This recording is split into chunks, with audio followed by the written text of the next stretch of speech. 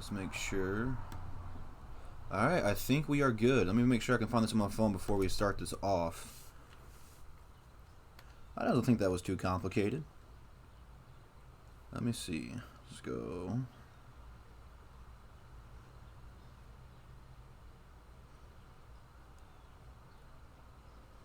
Alright, it shows that we're here. So, while I share this on Twitter, let's check this out. Let's see if this works. Are you ready?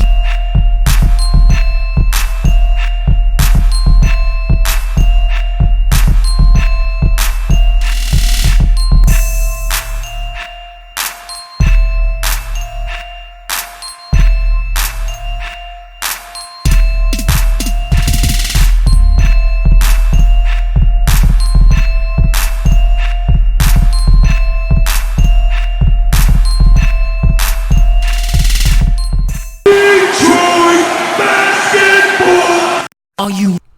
Well, hopefully that worked out well. But how's your guys' days going? This is different. We're using a different setup. As you can see, I got my background, got my logo, and I got me. Can you guys hear me? Okay? Can you guys hear me? I guess I should have done that before I did the intro. Can you guys hear me? Hopefully you guys can. Let me know. Yep. Hectic, can you hear me? I don't know if that's a yes or no. Can you hear me? Yep. Alright, so we are live streaming here from Streamlabs. I think that's what it is called. Well, this is pretty dope, man. Hopefully this works out. We can do this a little bit more often. But we're going to talk about the NBA offseason. Let me finish sharing this on Twitter. But that's kind of crazy that the Raptors went on to win the NBA Finals. To me, I did not see them doing what they did. It's kind of crazy. Caught me really off guard. But nonetheless, they are NBA champions, first time ever in their history, ever. So you gotta give credit where credit is due. It's very, I guess I should say, eye-opening, because a lot of NBA fans who were Pistons fans wanted the Pistons to tank last season. The Raptors didn't tank to get to where they're at. Warriors didn't tank to get where they're at. They built through the draft and were able to get the missing pieces that they needed to get where they needed to get. So my point being is Dwayne Casey helped establish Toronto to where they got Kawhi Leonard, and they did make a change at coach, but they got the missing piece, I should say player-wise, to get where they needed to go, and it worked out for them. Kawhi Leonard was the missing piece. DeMar DeRozan couldn't cut it. They got Kawhi. Now they're NBA champs. So, my point, Dwayne Casey needs to rework his magic here in Detroit, because he had the formula, man. He had the formula to create a championship contender. It took him 7-8 years to finally get there, but building a championship team doesn't always happen overnight. The 04 Pistons were kind of unique because it didn't take them that long. Like 2002, they started laying down the bricks to get there, and by 2004, they were championship contenders every year. They did win in 04. They went on to go back in 05, and then we're in the Eastern Conference Finals for several years. I believe Dwayne Casey can turn this around. Obviously, it's going to take some time due to the fact salary cap is really, really, really bad. Obviously, you guys know the story on that one. But I don't think Toronto was in the same boat that we were in when he took over. They obviously just weren't good, but he built through the draft. A lot of the guys that were playing, you look at Siakam, second round pick, we took Henry Ellison over him. That's kind of crazy. He turned him into something good. Van Fleet was a big part of them winning the NBA Finals this year, and he went undrafted. So Dwayne Casey knows how to find guys in the later round. But I think I'm getting ahead of myself. Let's go through the chat, see who we got in the chat today. We got Dynamite, we got Hectic, we got Eli, we got Joey, Scroll down. We got BBM, what's going on? We got Andy from 93, how's it going? We got the Gridiron Blitz, who helped me set up all this stuff. So be sure to go ahead and check him out. All DSA members are in the description. Check them out as well. And then we got Alan, how's it going, guys? We got Abdul, how's it going? Devin, how's it going? We got everyone in here today. We got a good turnout. Happy Saturday. Hopefully your guys' weekend's going on. But yeah, man, NBA season is over. We are officially in the NBA offseason, and this is where the fun begins. Because part of the NBA season is looking forward to the offseason and see what's going to go on. All the rumors and speculations are finally coming in, and it's going to be crazy. Some of you guys are ahead in the chat here with the D'Angelo Russell. The Nets are very, very, very unlikely to bring him back since they are going to get Kyrie Irving. Now, how do the Pistons get him? They are going to have to trade some pieces away. Get whatever salary cap room you need to get and put him next to Blake Griffin and Andre Drummond, and this team is going to take off. I will trade the 15th overall pick for D'Lo. I will trade away Reggie Jackson, Luke Kennard, anyone outside of Blake Griffin, and yeah, he did go in the first round, didn't he? I got my facts wrong. There was someone that went in the second round that was on Toronto. My point was that we just picked Henry Ellison over him. It was close to second round. 27th pick is close to second round. I was close enough. But yeah, Detroit needs to do whatever they need to do to get him here because he would be the missing piece. He would help this team. He is one of those guys who can be a facilitator. Obviously he's not a pass-first point guard, but he can do it. But he would help take pressure off from Blake. He would help take pressure off of Dre. He would make us instantly better. Instantly better. You want KD to Detroit? We'll get to KD here in a minute, so stay tuned. But yeah, that would be crazy if we could get D'Lo. And it's not like he's going to be... I guess he's going to want a max deal, but he is worth it. This guy has superstar potential.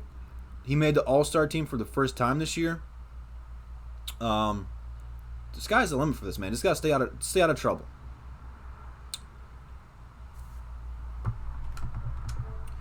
Let's see here. You just wanted to... The thing about trading away Galloway and Lure, though, is they are expiring contracts. Either way you go, I guess you're dumping them. You're dumping them sooner than later. I'm not sure who's going to want them, but I like your train of thought there. And see, Evil Kyrie's got the counter offer, just keeping the expiring. But if you trade them away for picks, you get them off the books, you get something, and you get whatever the minimum for the second round draft pick. I don't want Chris Paul.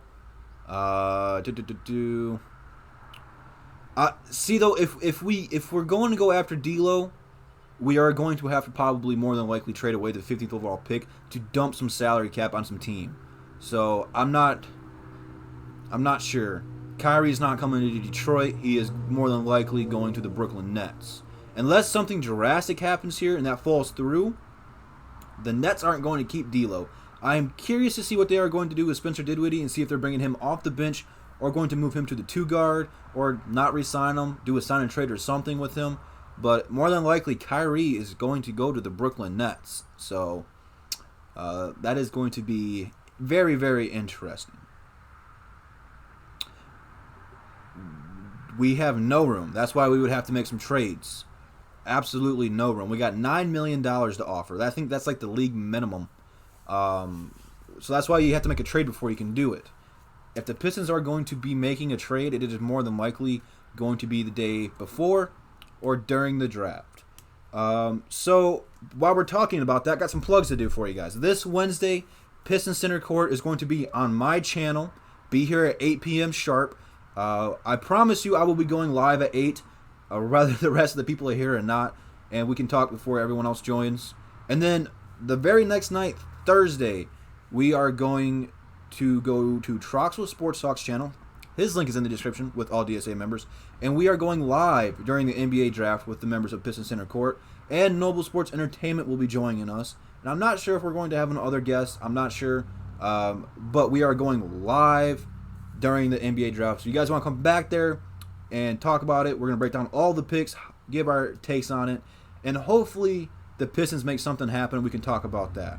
So those are the 2 dates you guys got to look forward to this week.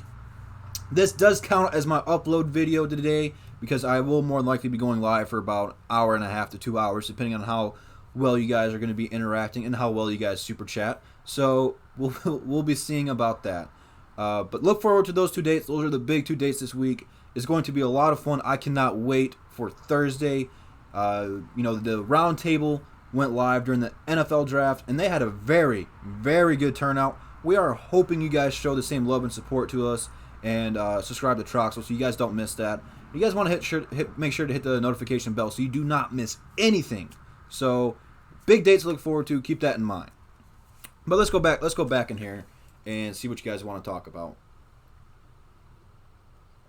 You guys are all over the place with the free agency here, which there's a lot of guys that I see you guys want. I've talked about most of them. Captain Dan wants KCP. The thing about KCP is I never wanted him to leave Detroit. He was one of my favorite Pistons, and I think he had a lot of potential. He went to LA, and I think for like the last 2 years they've been paying him over $18 million, pretty close to $20 million. I don't think he's going to get that same contract. He's not worth that much. But if we can come here, I don't think he's going to want to take a big pay cut because NBA players want that money. I don't see it happening. I'd much rather have what Devin said and have Marcus Morris come back. Marcus Morris was my dude. He fit the Detroit mentality, and that would be awesome. So before we continue talking about the Pistons, let's talk about KD because I've seen some of those in the chat. And I'm really going to talk about KD and Klay Thompson here. Those two guys had probably the worst 2 injuries you can suffer for a basketball. Achilles is absolutely the worst injury I think you can suffer as an athlete, especially in basketball. It might be worse in football. No matter what, it's a tough injury to come back from because you can't plant your foot right. You're not going to be the same player when you come back. The only thing that's positive for KD is he's 30 or under. I'm not sure if he's 30 yet, but he's not older yet. You need to be a young man to come back from this. I think they said only a few players in the NBA have come back 100% after an Achilles injury, and one of those players was Rudy Gay. Now, Rudy Gay was never like KD or anyone like that. He was never a talent, but nonetheless, it is tough to come back from. DeMarcus Cousins tore his before he joined the Warriors, and he didn't come back until almost after the All-Star break, and he's not the same DeMarcus Cousins that we've fallen accustomed to. He is probably going to need another 2 years to fully come back if he can. I'm not sure how serious that quad injury was. But the thing that I like about Kevin Durant's chances is he doesn't rely on his athleticism. You know, he's a 7-foot-tall shooter. And when you can just rise up over somebody, you don't necessarily need the speed. He doesn't really attack the basket and dunk it like a Westbrook or, other super athletic people. He's really a jump shooter.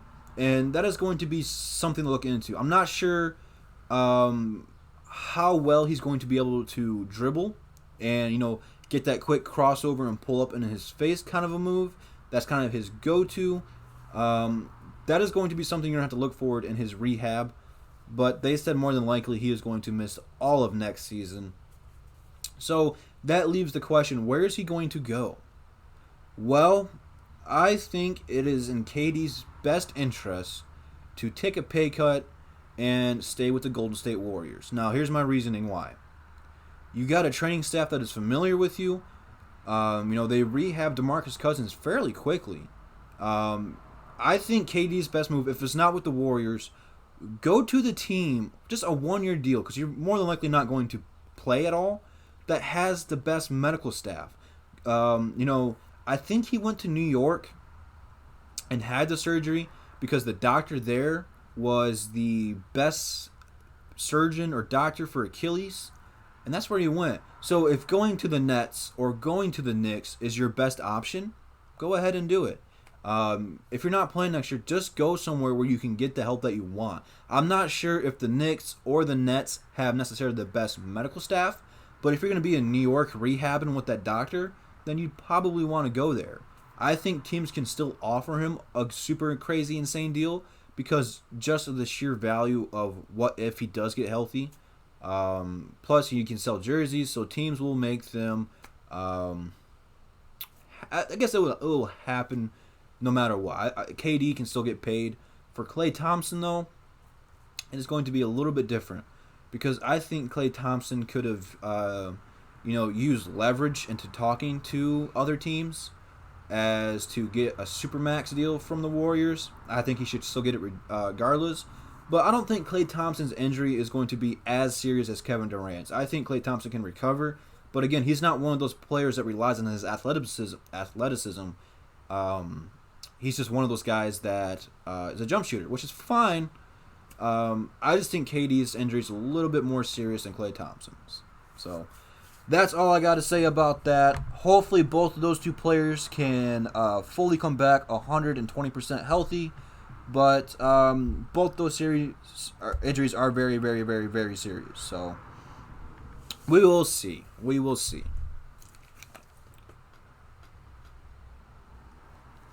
Yeah, the Pistons need to make something happen. The Pistons are in a weird situation. The Pistons are kind of in a win-now mode. But at the very same time, they are in a rebuilding stage for 1 year. So this season, if we just go into it right now, depending what we do with the 15th overall pick, we're more than likely going to be a 6 to 8 seed yet again, which is fine. Your goal this season is to get a higher seed, even if it's just the 7th seed, and at least win 2 games in the postseason. Because right now fans are panicking. Because, 2015, 2016, when we made it last time under Stan Van Gundy, we got swept by the NBA champions, the Cleveland Cavaliers. Next season, we were supposed to take off. We never lived up to it. Injuries played a factor. The team just seemed off to everybody. They weren't together. And we traded some players. We let some players go. We let them walk. We never bounced back. There was a couple times we finished the 9th seed and missed it by a few games. This season, you can't go down the same road. Andre Drummond and Reggie Jackson are still on this team, whether you guys want them to be or not. They have to, while they are here, because Reggie Jackson more than likely is going to be gone midway through the season via trade, or if you're going to keep him for the expiring contract, I don't see them bringing him back unless he takes like a super big pay cut. I don't know. That's the big if here. But my point being is that those two players have to learn from the past experience. They had all the pressure in the world to take this jump, and they never did. You have to learn from your mistakes. Show the younger guys what you have to do. I felt like the problem with the Pistons last year, I guess I can officially say last year because we are heading into the new year, they took too many games off. They didn't take them very seriously. There was a couple games, they let slip away. Next season, you can't afford that luxury because you cut it close. You won 41 out of 41, or, you split 41 and 41. You have to finish above that. You should have no less than 45 wins next season. That is my realistic goal for this team right now. Healthy Blake Griffin, no healthy Blake Griffin. Your goal should be at least 45 wins. 45. What's going on, Noble? The Pistons need to learn from their previous mistakes. And I'm not even shooting for home court at this point because it's not going to happen. 6 or 7 seed is your realistic goal. Win 45 games. Win 2 games in the postseason. And then you're going to get all this salary cap back. Players' contracts will expire. We stop paying Josh Smith. Can I get a hallelujah? That is going to be the real test to this team. Is not this upcoming season, but the next season.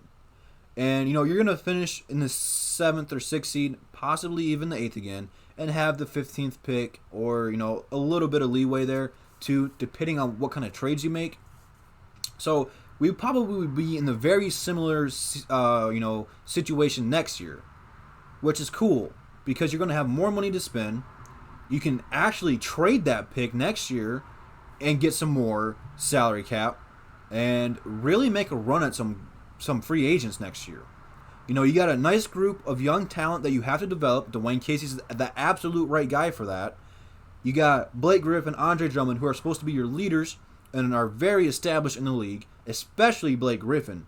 So you got a weird situation here where next year is kind of like a rebuilding stage, but you want to make the playoffs and be competitive, so that way next year free agents can have more of a draw to come here. If you can win 2 playoff games against like the Toronto Raptors, the Milwaukee Bucks, the top teams of the East, Boston, Philly, whoever you want to talk about, and show that you can be competitive, you're going to draw a free agent in here that thinks that they can be the missing piece to help you get over that hump.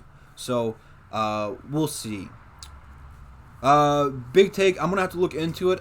Right now, I'm not even sure who is going to be a free agent next year. All the hype right now is who's a free agent right now. But I got to see what the Pistons are going to do this season. I got to see what holes they're filling this year. I got to see who they're taking at point guard and small forward, and really see what our weakness is going to be next year. Because even though we're going to be in the same spot, I think we're going to be a different team. Our offense is going to have to change. We are going to have to be tougher next season defensively. So I got to see what's going to happen this year. So the Pistons, who should they trust? They got to trust Dwayne Casey. As fans, we have to trust the process with Dwayne Casey. As the front office has to be patient as well. You can't build championship teams overnight. He's got to put a little bit more faith in Luke Kennard. Luke Kennard's got to trust himself. Luke Kennard needs to start and score no less than 15 points next year. Now that's not crazy to ask for. He just needs to be a shooter. So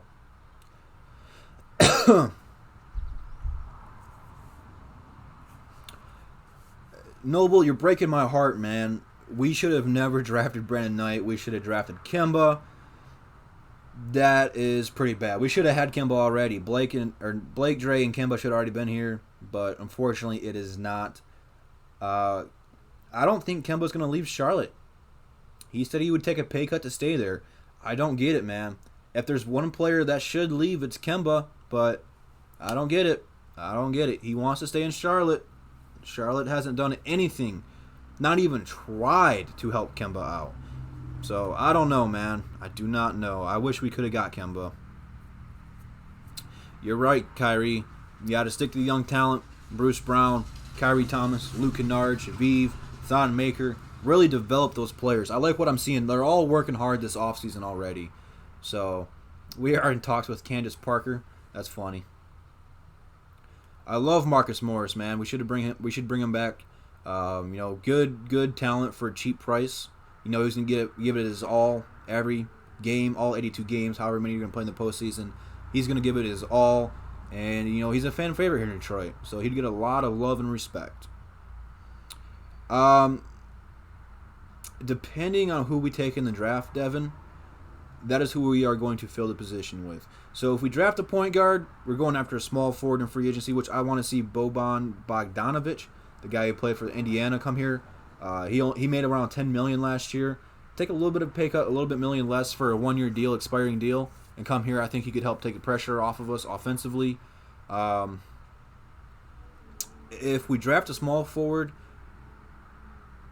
I think we should target Ricky Rubio, Derrick Rose, or even Isaiah Thomas during free agency. All those guys can start and come off the bench, so it gives you a little bit of versatility, but I don't know which way they want to go. If they trade the pick, then I have no idea what they're going to do. So it all depends on what happens draft day.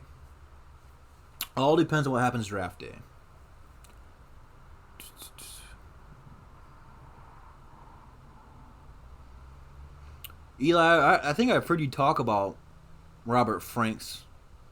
I'm not gonna lie to you. I don't know who that is. The Pistons can beat the Warriors. They split games this year, but in a best out of 7 series, no. Porter is my guy. That is who I'm looking to take at 15 if he does fall that far. But I don't know if he's going to. I really don't. As for Langford, if Porter's not there, then yeah, go ahead and grab him. But again, I'm not sure if either one of those guys is going to fall that far. Yeah, Rondo is another one of those guys that can start, or come off the bench. The problem with him, he's been hurt the last few years, so I don't know, man. I don't know. But I like Rondo, man. Rondo's my guy. I loved watching him back in Boston in his prime when he was good. You're absolutely right there about Morris. He is a leader, holds everyone accountable. I don't think the Pistons can go wrong getting Rose or Rubio.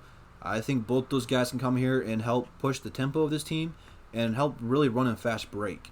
The thing about, Derrick Rose's injuries, he only played like 60 games last year. It's not very good. So with Blake Griffin being injury prone, I'm not sure if D Rose would be the answer. But I think you can actually get Ricky Rubio and Derrick Rose and divide up that $9 million. Although someone's going to want to pay Rubio. I'm pretty sure Derrick Rose might get some pretty good, interesting contract offers as well. But I think Rubio would fit better with this team. Oh, yeah, absolutely, Kevin. I think if Porter's there at 15, you nab him up. That's a no-brainer. Absolutely. That's what it sounds like. All the Pistons writers on Twitter, who give us the draft workouts, half the guys on that list, you know what, I'll change that. 75% of the guys on that list I've never even heard of. So it is looking like we are going to trade it unless we are just, BSing and trying to pull I don't even know what the train of thought would be. But they might try to be sneaky or something. So I don't know. The thing with point guard, though, man, we don't really need them to shoot. My point for going after Rubio would be to help set up our shooters and Luke Kennard. If you bring back Wayne Ellington, because a lot of the time we got people open, we just don't have anyone to give them the ball. Like Reggie Jackson's not a playmaker; he's a scoring guy. They trap Blake Griffin in the corner a lot. I want someone who can help push the tempo, pass the ball, and set up for assist, and give some very good looks to Blake and Andre. That's the only reason he should go here. Plus, he's a good defender. He averaged like 2.5 steals a game. That's the reason I would go after Rubio. Kelly Oubre, he was on my small forward list. He would be someone to look into, a good young talent. Dwayne Casey could help develop him. You want Taco in the second round? That's possible. I think they were looking at Thon Maker's brother in the second round. They worked him out. So we could have a Maker and Maker combo coming in off the bench. Yeah, you're kind of right there. Tom Gores, I think, accidentally got Blake Griffin here to win games. I don't think he really went after Blake Griffin to win a championship here. He got him to sell jerseys and tickets. So I think you're right there. I really do. Yeah, Ricky Rubio's working on his shot every year to get better. When he first came in here, he didn't even shoot the three. And now he shoots a few a game, and it's not pretty. It's not always going to go in. But, he's improved on it every year. And when you get people who want to work on their game and find something to get better at every year, how can you not take those players? I don't get it. I think Dwayne Casey can even help Rubio. And playing with two of the best bigs in the game, and Blake and Dre, you're going to fall in love with it, man. Going to fall in love with it. I'd love to have Wayne Ellington back, but I think he's looking to get paid. There's either going to be two ways he's going to go. He wants money, or he wants to go to a contender. And, I'd watch out for Toronto.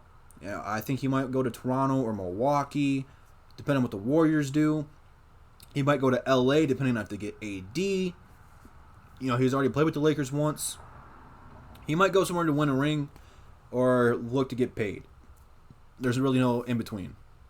I'd love to have him back, but I don't think he's coming back. Yeah, Terry Rozier is going to be interesting. The thing I'm looking into on that, since Kyrie's leaving, Kyrie's not coming back to Boston, do the Celtics re-sign him? And if so, does he want to stay there? Because he said he doesn't want to play with Kyrie. Well, Kyrie's gone. He doesn't want to play with Gordon Hayward. Gordon Hayward is sitting down in his chair right now, just collecting them paychecks. I don't think they will be able to move him. I don't think anyone wants to take on that bad contract. So I don't know if they are going to re-sign Terry, but Terry is going to be very similar to what we did with Reggie Jackson. Unproven, hasn't played long stretches as the starter. He had that 1 year Kyrie got hurt going into the playoffs and played very well in the playoffs, I might add. But, he really struggled to find his shot coming off the bench. How would he do, with a lot more pressure and pretty much giving the keys to run the offense if he comes here? How would he do in that? I don't know. It's going to be a gamble. How much do you pay him? Being unproven, I don't know. Those are the things you got to consider. The Pistons are really in a weird position that you can't really gamble in free agency. In free agency, you need to get guys can perform and will perform for your team. He's one of those guys that, I want him to do well. No matter where he goes, I'll be rooting for him to just do well until he plays the Pistons. I'm going to root against him because I do like Terry. Scary Terry's an awesome name. But the Pistons need established players to help win now. I just don't know if that's going to be the right guy. I'd love to take the gamble on him, but we did that with Reggie, and it never really paid off. And the definition of insanity is doing the same thing and expecting different results. So I don't know if the Pistons will do this. I don't know. Man, Devin, that would be awesome. Absolutely awesome. We need to. That's another thing we're not talking about is depth. We do need a backup center in the worst possible way because Drummond does get in a lot of foul trouble. And I think Bol and Thon would be unique because both those guys can play power forward and center. So depending on if Blake's hurt or whatever, they can flip flop. They can start, come off the bench. That would be very nice. You get two backup players over 7 feet tall, can do just about anything you want of them. Strong rim protectors, can shoot. Thon's working on his inside game. I mean, they are what you look for in the backup players. Thon and Bol have potential to be starters in the league. So I'd absolutely love that. You can't go wrong there, man. Dave, right now, I want Kevin Porter Jr. Yeah, I'm kind of on the fence about the bringing Bullock back. I get it. I do. But at the same time, I got a hair on my tongue. I don't really like Reggie Bullock, to be honest with you guys. I really don't. I think he was overrated when he was here. But he played well when he came here. So from his standpoint, I would get why he would want to come back. I do. But I don't think he's going to fit with the Pistons. You got young talent. Develop the young talent. And, try to get better. We're not going to get better if Bullock comes back. We won't get worse if he comes back. Nothing will change. We're looking for players who can help change what our status quo is, man. We need something to shake the boat. Someone who's going to, exceed expectations, and he's not that guy. He had his best career year in Pistons red, white, and blue. He's not going to get better, and I don't want him to come back, to be honest with you guys. If I'm going to be 100%, I really don't. Are you talking about Reggie Jackson coming back next year or what? I don't know. Yeah, I would love to talk D'Lo. We did that earlier. Pistons just don't have enough money to get him. They would need to trade some pieces, some very good pieces to get him.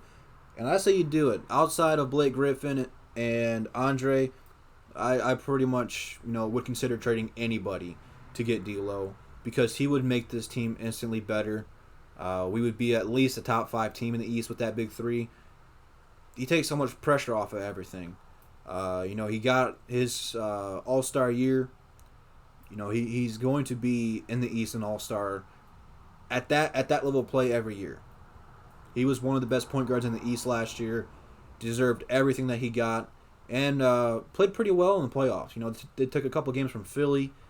I just think that they were too young. They weren't really ready for a long playoff series yet.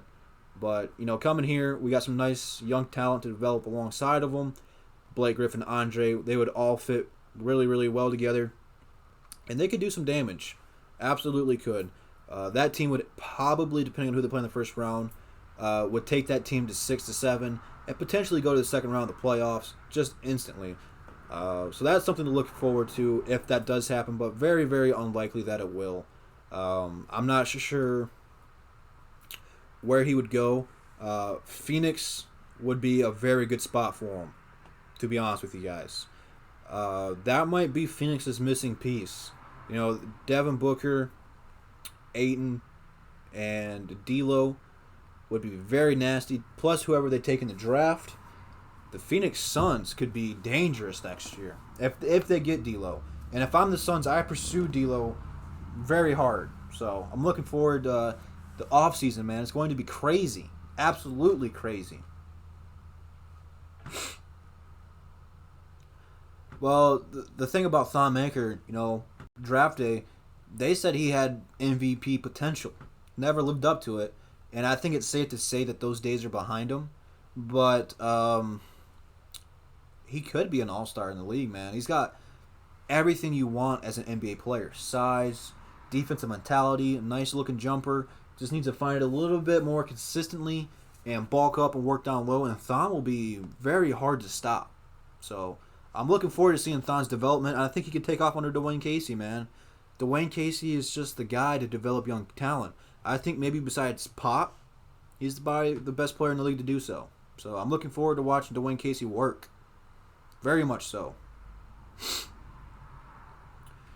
I want to see Shavib play. I want to see Thomas play. I want to see all the young guys play. Summer League starts like a week or two after the NBA draft. And to be honest with you guys, I'm excited for that.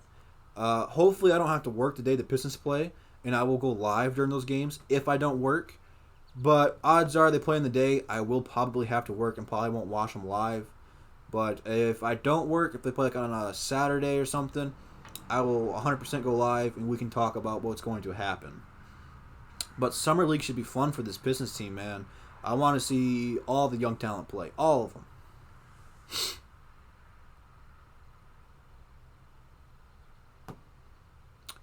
Yes, Christopher, I do think that, outside of like John Lure and Langston Galloway, who are expiring contracts, I think he should just keep the team the way it is.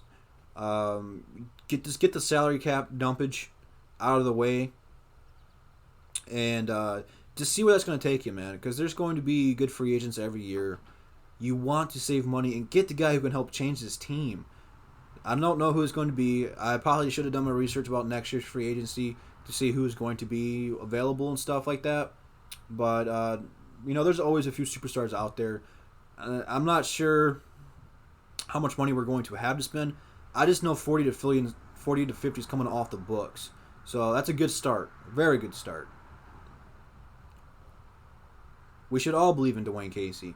What he did in Toronto was nothing short of remarkable. Turning Kyle Lowry and DeMar DeRozan into All-Stars is just incredible. All the young guys that he drafted and helped develop played well in the NBA Finals. The guy that traded for Marc Gasol was probably one of the worst players in the Finals. He was their Thon Maker just chucking up threes. So I'm excited that the Raptors won because Dwayne Casey really built that team. And I'm not sure, to be honest with you guys, if Dwayne Casey is going to be the guy to win a championship for Detroit, but he might be the guy to build the team the way he wants it to, and someone could take over and get us over that hump. But I don't think Toronto is any better under Nick Nurse than they would have been under Dwayne Casey. I really don't. I made a couple videos talking about that, so be sure to check those out. Wing player. We don't need a post player. We need a defensive wing. The thing that sucked about trading Stanley Johnson away is we lost that. Stanley Johnson couldn't hit a shot to save his life, and that is the big reason he was traded, because he just never showed improvement. We need something like that, though. Stanley Johnson might be a guy to consider looking into in free agency again. Not saying he's going to be a starter, but we need defensive help. Pretty much all we got is, Drummond and Thon Maker down low. And outside of Bruce Brown that we've seen play last season, Kyrie is a very good defender. I don't know why we didn't play him a lot last year.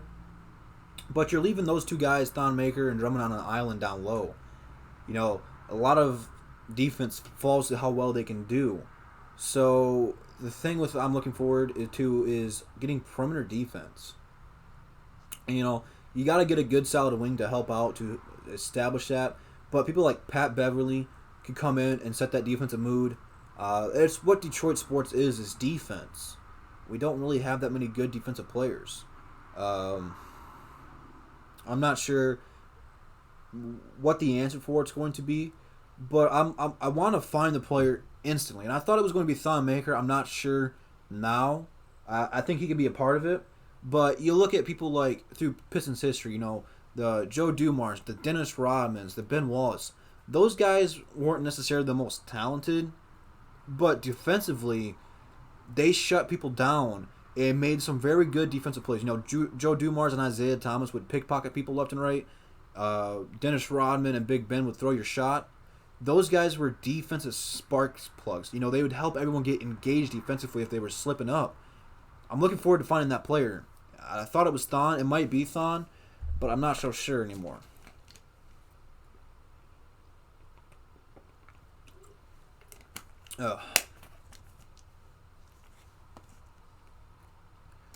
Yeah, I think Kevin Porter is the safe bet there. He can play shooting guard, small forward, be a good wing player for us. Maybe in the second round he can go for a post player, but I don't know what the Pistons game plan for it is. Do you think trade for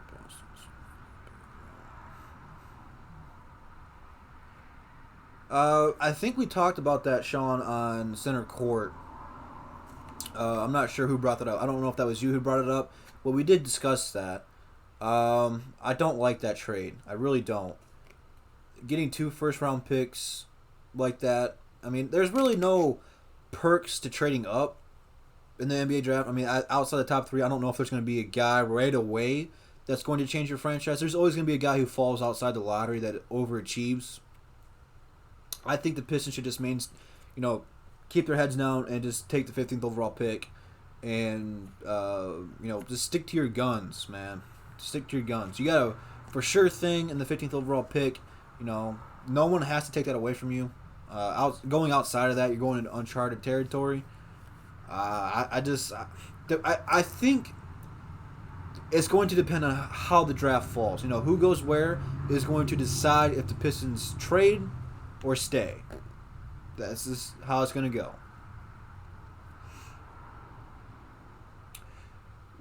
Well, Kevin, you're right. We don't get star players. That's why.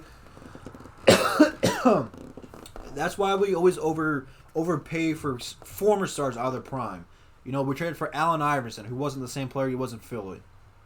We bring in Tracy McGrady, who was way out of his prime. You bring in Josh Smith. All these guys who were at some point in time, maybe not stars, but all stars. I think having Blake Griffin helps you with that. Because Blake Griffin is a star. He is a top 15 player in the league. If he could stay healthy, I think he's got potential to be a top 10 player. But that's the problem. Until he can stay healthy, which is going to be difficult, he's a top 15, top 20 player in the league. So I think that helps. Every time you have someone who's considered one of the best players at the position, it helps. Drummond is a top 5 center in the league. Blake Griffin is a top 3 power forward in the league. So when you have someone like that, I think that could help draw in free agency. The problem is money. We don't have the money. Joey, the problem with that for the Pistons is Darko. He left a pretty dark stain on that. Left a bad taste in our mouth. So I don't see that happening. That's the worst pick of all time. And I don't think the Pistons should try to do that again. I really don't. But the plus side, you've seen people like Dirk thrive and Kristaps Porzingis thrive and recently Luka thrive in it. So I don't know, man. I don't think the Pistons should gamble on that again. I think for the time being, I think we should wait another 10 years before we draft another foreign player, just to let the smoke settle on that one.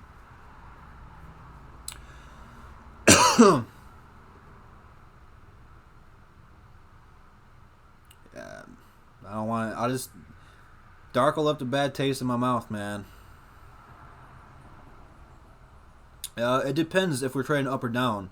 If we trade up, I don't know why we would trade up, but if we trade down, you can get a couple second-round picks, maybe a couple later first-round picks, and if you think the guy that you want, which I'm not sure at this point who the Pistons are, like locked into, it's just going to depend on how it's going to fall. But you can get a couple draft picks for it. It's not like there's a high demand for the 15th overall pick. Like the Phoenix Suns are talking about trading down and getting an established point guard. So, I mean, you can get a higher pick for it. It just depends on what Dwayne Casey and Ed Stefanski want to do. At the end of the day, it's their show. They're running it. So I don't know. There is absolutely no way we are getting AD. But should we get for AD? Yeah, if we could, we should, but we can't. Unless you're going to offer something like Blake Griffin and Andre Drummond and the 15th overall pick, that's probably the only realistic way you're going to get them. And then if you do that, who do you got left? Nobody. And it's not like you're going to clear that much salary cap because he's got a supermax deal. He does expire next season, and he would not re-sign in Detroit. I don't even know if he would play here. He might sit out the whole year and just go into free agency. So I don't think the Pistons should do it, I guess, at this point, after saying what I just said. But it's not going to happen regardless, so I'm not going to have to worry about it. There's absolutely no chance that happens, so it is what it is. And I think I had something saved in my phone that I wanted to talk about.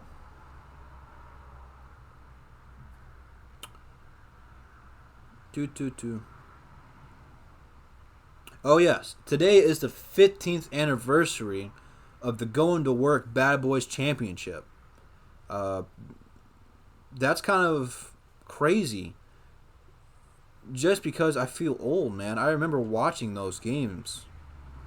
So, congratulations to them. What was it, like 25 years? 20? However ago it was for the Bad Boys, man. So both those teams are a significant part of this franchise's history. But shout out to the Going to Work Pistons, my favorite team of all time. Lonzo, I'd love to have Lonzo. 313JMO, part of Pistons Center Court, his link's in the description. That's his guy, man. If he comes here, I'm pretty sure all his wardrobes would be Lonzo Ball jerseys. That's his guy. I'd love to have Lonzo and all that stuff.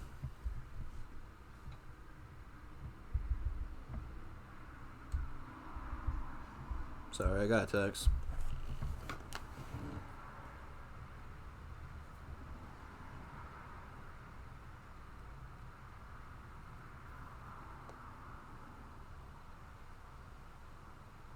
Sorry. 30 years for the Bad Boys.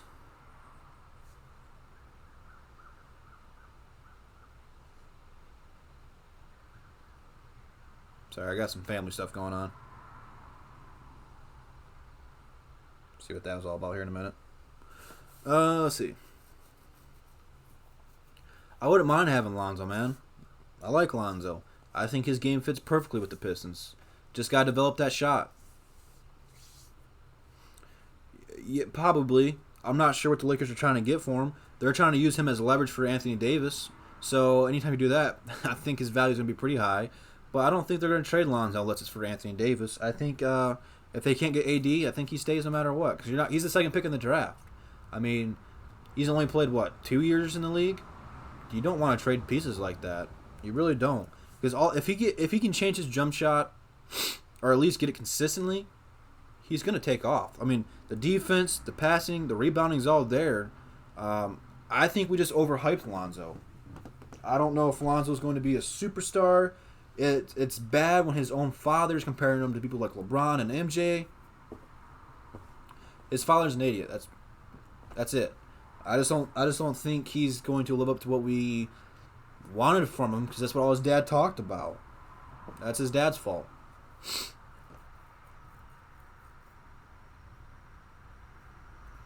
He could have averaged 10 assists in LA if LeBron wasn't there. Just him and Lonzo are both... Oh, this guy's an idiot.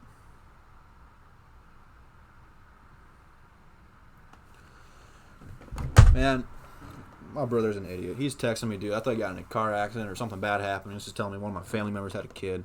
Freak sucker. Let's see.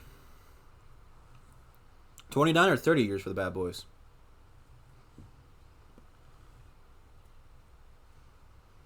See, the thing about Lonzo coming here is playing alongside Blake Griffin and Andre Drummond, who need the ball fed to them. Lonzo and Drummond in the pick and roll would be deadly. I mean, that would be like Lob City 2.0. Nothing but alley-oops.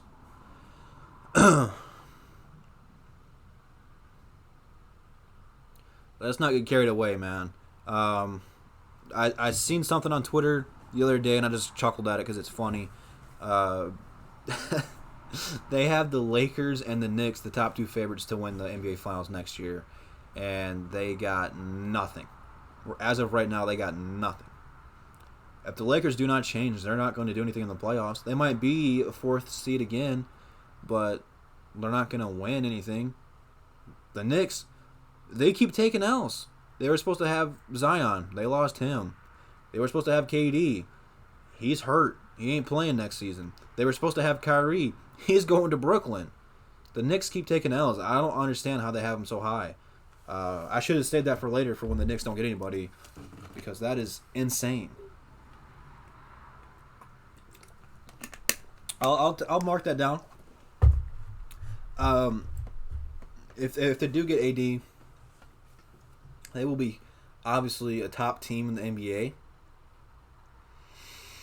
But I gotta see what's gonna happen with the Warriors before I can even knock anybody else off, because the Warriors are still the best team in the West. I gotta see what Toronto's gonna do. I gotta see what's gonna happen with Kawhi. That's all going to affect the NBA. I mean, how can you pick against the NBA champions? They're obviously going to have to be the favorites again to repeat. This is how it works. So I got to see what's going to happen. Free agency, the draft changes everything.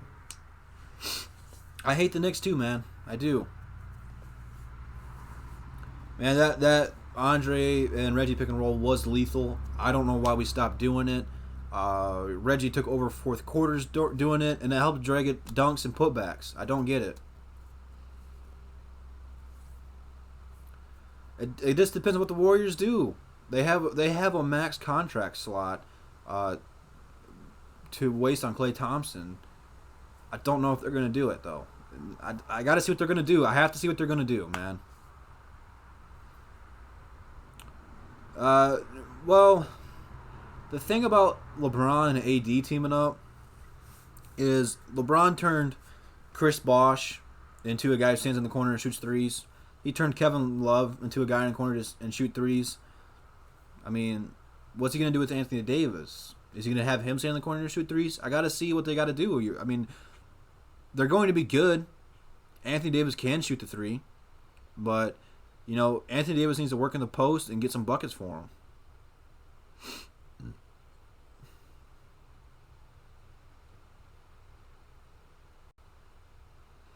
Yeah. Denver and Portland are a piece away from being crazy good. I think Denver just needed experience. Obviously, Michael Porter being healthy and playing would be huge for him, because if he stays healthy and doesn't have any more back problems or whatever, that dude could be scary good. That might be the steal of the draft, and you know, Portland might be, or not Portland, but Denver could take off. Portland needs something else, man. Portland needs another guy there, and then they could take off. But I think Denver really just needed experience. They just didn't look like playoff ready. You know, they pretty much struggled in every series that they played in.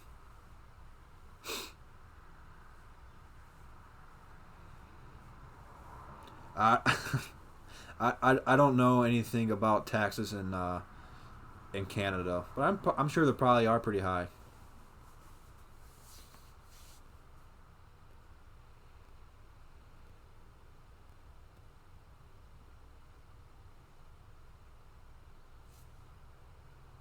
That's what I said. Summer League's gonna be crazy, man. Can't wait for that to happen. Yeah, Spurs took them to 7, and then they went to 7 against Portland too, right?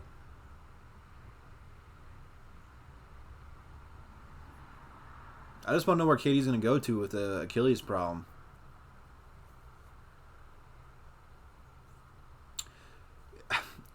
I just don't see how they can do that so soon. Like, free agency, their draft hasn't happened yet. Now, if LA or New York get free agents, then yeah, you can put them up there. But right now, they don't have any additions to their teams. No one does. I want to see a Kyrie and Bruce Brown backcourt. I want to see them team up. Yeah, one be point guard, one be shooting guard. So.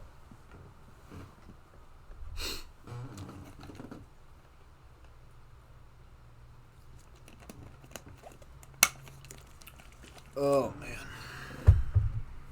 You guys are crazy, man. You guys are crazy talking about the Lakers like this. So let me ask you this, man.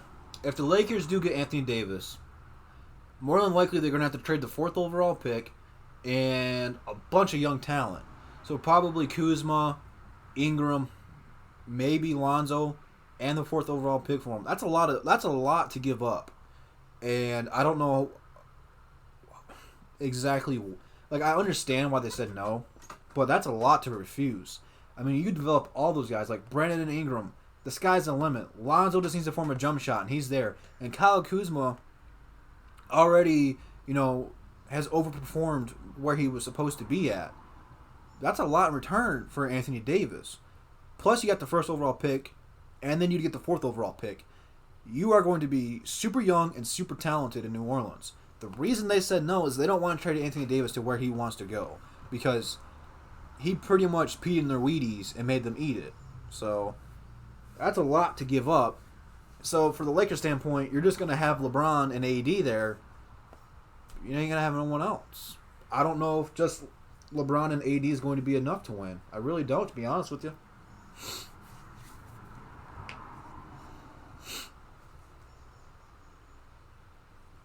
You're exactly right, James. We need to work out guys in the G League, get the young talent we have now, develop them, and just really build from the inside, man.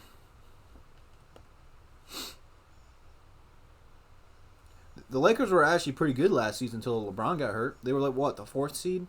What's going on, Troxel? We did some plugging for your center court and draft. So, everyone in the chat right now, Troxel Sports Talk, that's the guy you want to click on. Be sure to sub to him. That's where our draft special is going to be with Noble Sports Talk. You don't want to miss it. It's going to be fun. Break down every single draft pick.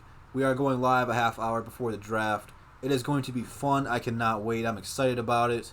Hopefully Bravo can join us because he literally knows every single one of the NBA prospects. It is crazy how many people he knows.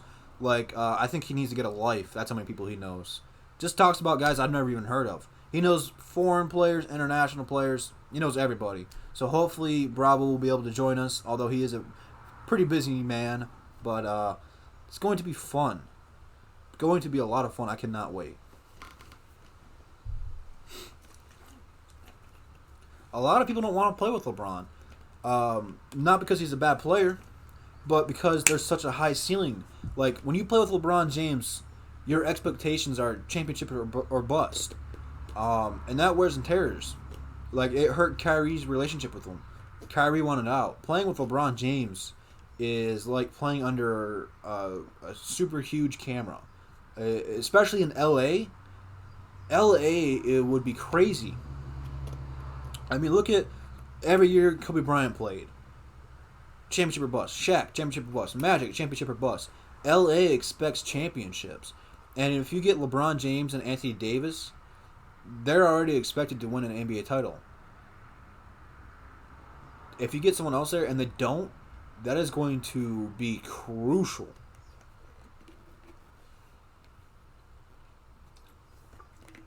Oh, trust me. I'm remembering. And I'm pretty sure you won't let this down. I'm pretty sure you're going to be telling us every single day. Or every single live stream. Or whatever.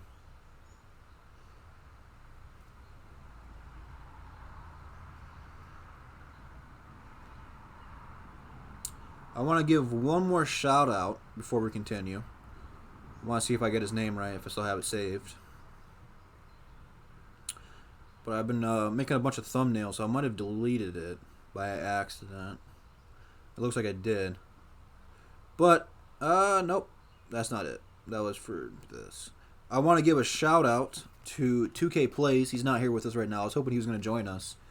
But he is the first ever Super Chat donator.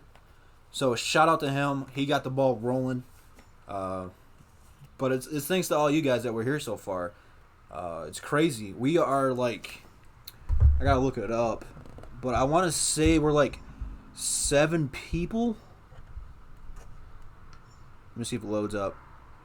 Alright, so right now it's showing me we are 8 people away from 1,600 subscribers. This is insane. You guys have been super supportive of the video upload streak, which I'm officially just calling daily content, because at this pace, that's what it is daily content. But you guys have been super supportive of it. It's crazy. I can't thank you guys enough. And to get starting to get paid for what I love to talk about, it's crazy. I gotta thank you guys for that so much. It's crazy. I never thought I'd be here, man. I was watching some of my older videos last night. My God, were they terrible! That's why I'm in disbelief of why I'm here right now, and this is only the beginning, man. I'm happy to be part of the Detroit Sports Alliance. I love all those guys. They do amazing content. But I just can't believe, man, those videos I did last year were just absolute garbage. Crazy that I'm this far, man. I can't do it with all of you guys. So I thank you guys all for that. I'm not going anywhere. I'm not done. Just gotta show you my love and support for all you guys. So I just gotta thank you, man. You guys are awesome. You know, there have been hiccups in the road. It's crazy, man. Crazy, crazy, crazy. I'm in disbelief every day I wake up and look at how well my videos are doing, because there was a time I didn't want to do it anymore, man. Like, I tried and tried and it didn't work out. But, you know, eventually, just one day I got the motor and it clicked. And I took it serious. You can't half-ass do it and expect results. And, you know, for a long time, that's all I did. So, you guys helped me realize the potential and support. I can't thank you guys enough. So I'm glad you guys are here. Look at the chat, man. We got 37 people right now spending their Saturday with me. That is crazy. It's crazy. Thank you guys. Just thank you. That's all I gotta say. Ricky Rubio would be nice for us. We talked about that a little bit earlier. Just the problem with him is offensively scoring, but he makes up for it defensively, passing the ball. So I think he can do it. Thank you, Eric. Appreciate it. Thank you, Big Take. Appreciate it.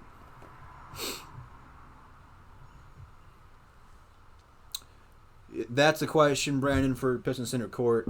They are pretty high on Cam Johnson. So, again, my guy's Kevin Porter Jr. That's who I think we should take 15 if he's there. Well, Big Take, the thing about it, though, is we're going to try some different stuff here. And the cool thing about this right now is having the background and stuff up here, live streaming. Next year, I'm going to try to go live all 82 games and do a watch party with you guys. So that way you can watch the game with me and see my reactions to everything. I'm going to... I did it a couple times last year. I did 2 games. I did a Lakers game versus the Pistons, and I watched Chicago versus the Pistons, and both those videos did extremely well. Now, of course, a lot of people joined those because they thought I was actually showing the game. I can't do that for copyright reasons. They will take my channel down. That ain't happening. But I'm going to try to go live and just like give you my feedback and talk about what I'm seeing going on. Maybe if there's like a big NBA matchup, like for example, like a Toronto versus Warriors, I might try to go live about it. But the problem with those games is they're really late at night, and I do have to get up and work in the morning, and I don't really want to stay up till 12, 1 o'clock doing it. But it's crazy, man. It's going to be fun. I'm going to try to do breakdowns every day. and talk about what the Pistons need to do to get back on track. So all that fun stuff will be coming in 2020. Yeah, Pistons versus Mavericks in Mexico will definitely be streamed, unless that's going to be played during the day while I'm at work. So I don't know. Hopefully that's what's going on. Exactly right, Grid. I almost called you by real name. I don't know if you want people to know. I don't know what you want me to call you. I'm going to call you Blitz. But exactly, big things coming up for not just me and you, but for all of DSA. DSA is killing it right now. Absolutely killing it.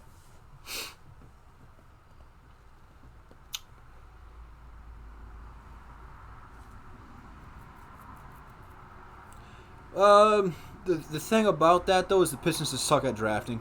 That's the only reason there, James. They didn't know what they were doing.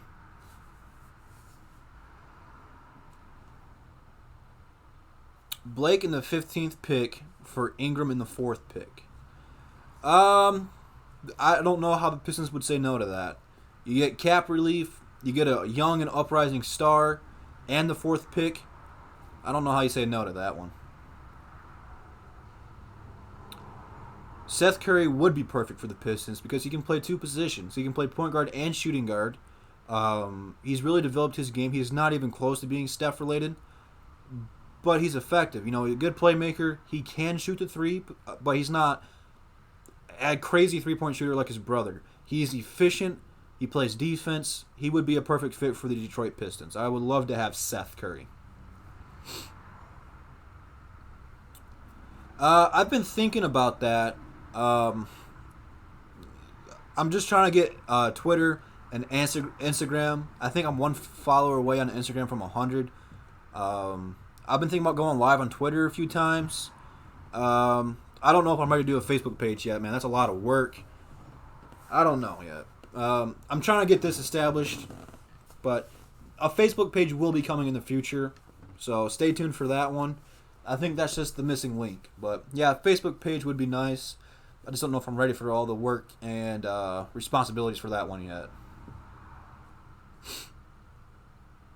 I'd rather have Terrence Ross over both those guys, to be honest with you. Pat Beverly would be perfect for us. Absolutely.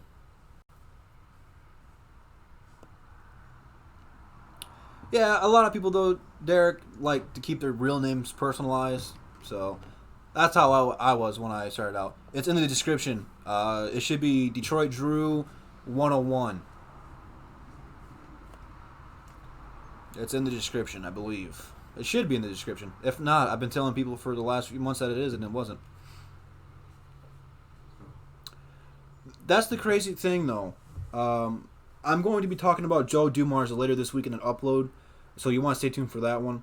I'm not going to talk about it right now because I do not want to spoil it, because I haven't recorded it yet. I don't know where it's going to go, but I am going to be talking about Joe Dumars this week, so stay tuned. It's not going to be tomorrow or anything like that, but I'm definitely talking about Joe Dumars. But yeah, SVG and Joe Dumars ruined this team for a very long time. Ed Stefanski and Dwayne Casey have to fix it. And that's a lot of responsibility for those two guys, but they're the right two people for the job. They can get it done. I believe in them. I appreciate the follow. So that means, let me double check. Unless someone unfollowed me.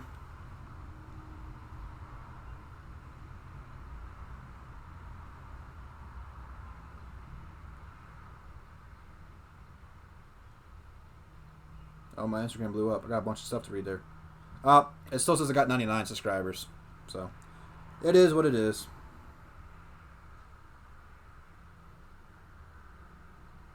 Dang, this blew up. That blew up real quick.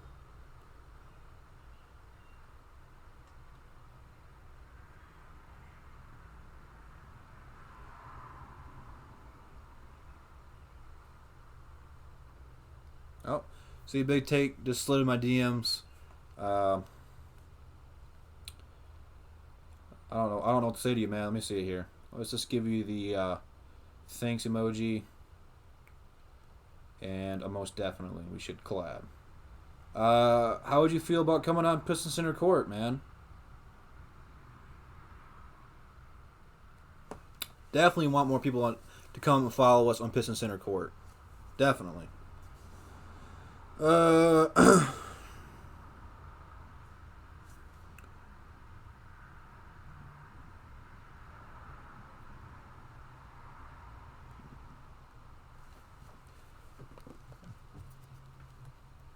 Is it? I thought it... Let me see. I'm just going to put my name in the description, I think, and change it from that. Was it... how many followers does that Drew got? Has he got a lot? I'm just going to put my... I think I'm going to change the description and just put my name.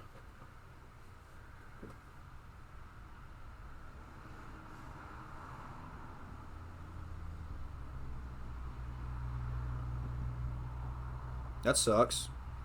Because when I did the name change from Drew101 Ozzy 97, that's what everything was under. My channel name, my Twitter name, Instagram name, and I think I freaked up the link to Instagram.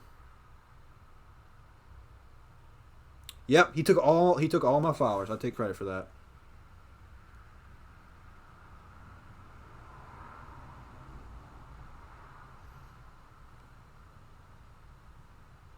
That freak sucker.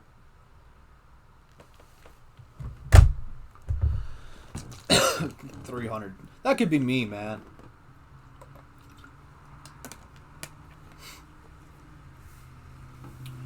The thing about that, Shad, is as a Pistons fan, I cannot, in good faith, trade away young, unproven talent just because it always seems to bite us.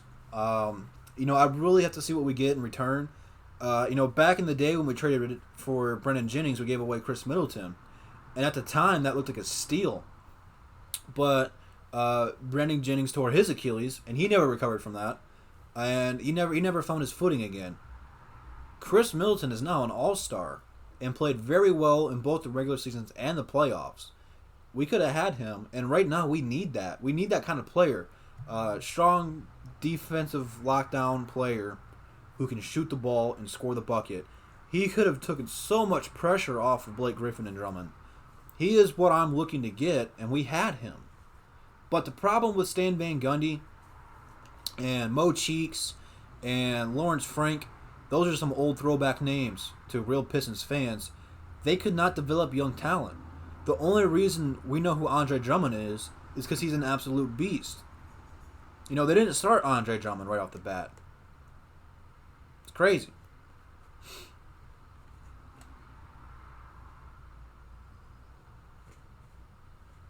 I don't think KD is going to be the same KD we're used to. He is 30, and that is young enough to come back from the Achilles injury. But, like I said, I don't know if you were here earlier for it or not. We'll talk about it Wednesday some more. But he doesn't rely on his athleticism to score. He is a jump shooter. The reason it hurt Brennan Jennings so bad is because he was a quick player. He relied so much on his speed and his quickness. When you tear your Achilles, you just can't regain most of that, man. I don't know. Hopefully he can come back. It's what's best for business. It's what's best for the NBA. So hopefully he can. Oh, J-Mo, you should have joined earlier, man. They were talking about Lonzo coming in here. You missed your opportunity.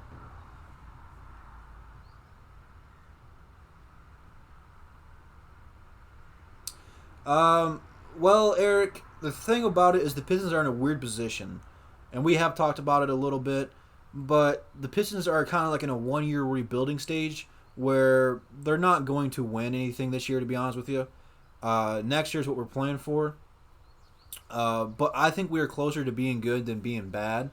We just got to wait and be patient, let some of this salary cap blow by us, and capitalize on it. Dwayne Casey and Ed Stefanski need to nail the draft, develop the young talent, and really, take off. So it's there. Let me see if it changed. Hopefully it did. Boom, we're at 100 followers on Instagram now. Thanks to Devin. I appreciate it. You know what, Devin? Since you're my 100th follower, I'm going to follow you back. I requested my follow back. I appreciate it.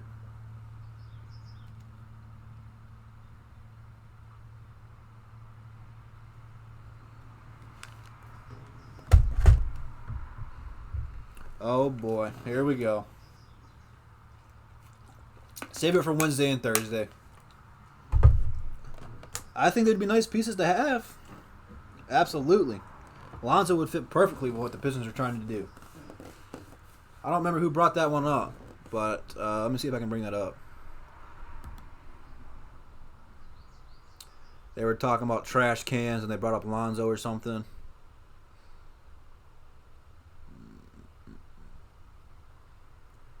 I don't know. It's pretty far up there. I don't know. I don't remember where it was at. But one guy brought it and they about crucified him. So I don't remember who brought that up, but they were going at it for a minute.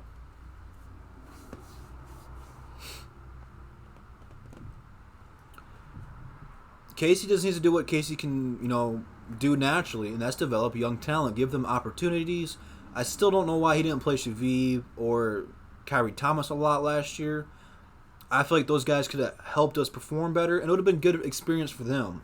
A lot of times they just played in the G League. They did a lot more for the G League than they did for the actual Detroit Pistons. But Dwayne Casey obviously sees something that he's not liking in them, because in Toronto he did give young talent opportunity to play well. So we do have talent, man. That's the thing. You just have to develop it. I mean, look at Toronto, man. How many of those guys were thought to be talented? Not many of them. And, Van Fleet went undrafted, and he was one of the best players in the finals this year. Talent just doesn't happen overnight. Not everyone is going to be a superstar. Not everyone has natural ability. I mean, look at Bill Laimbeer. He is probably the most untalented guy to have ever played for the Pistons, besides Darko. But, he played hard. He had heart. He was an unathletic, clumsy white guy. He followed people and really went in there and intimidated people. Not everyone's going to be a superstar. Not everyone has crazy amounts of talent. Sometimes you have to help develop people. And that's what Dwayne Casey does. He develops them, man. Just give him time. Trust me. All right, dude, you gotta chill. Luke Kennard is not trash. You're tripping.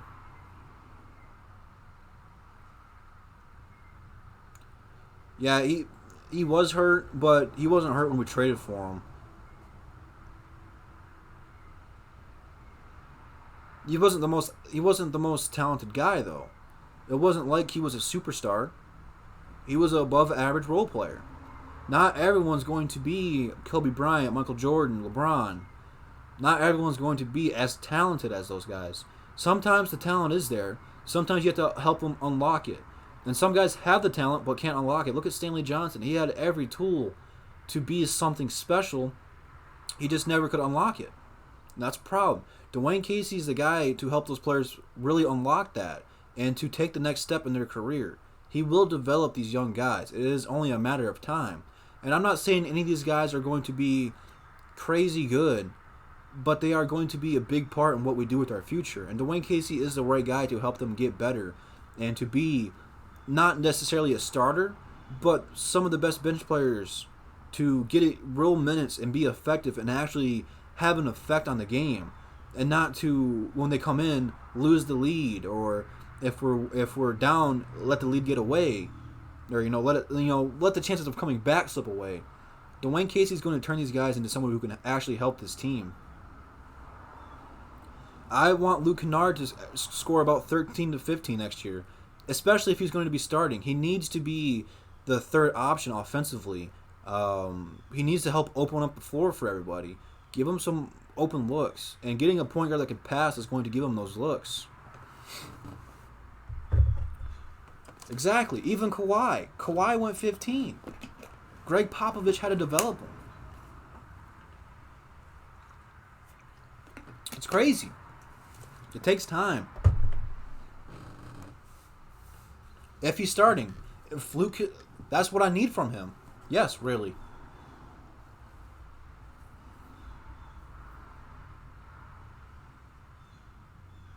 The pick and roll would be effective, and that is what we need to run. That's how our team is built, is the pick and roll. That's how this team was assembled. Andre is a pick and roll center. Reggie's a pick and roll point guard. It's our strength, is what we know how to do.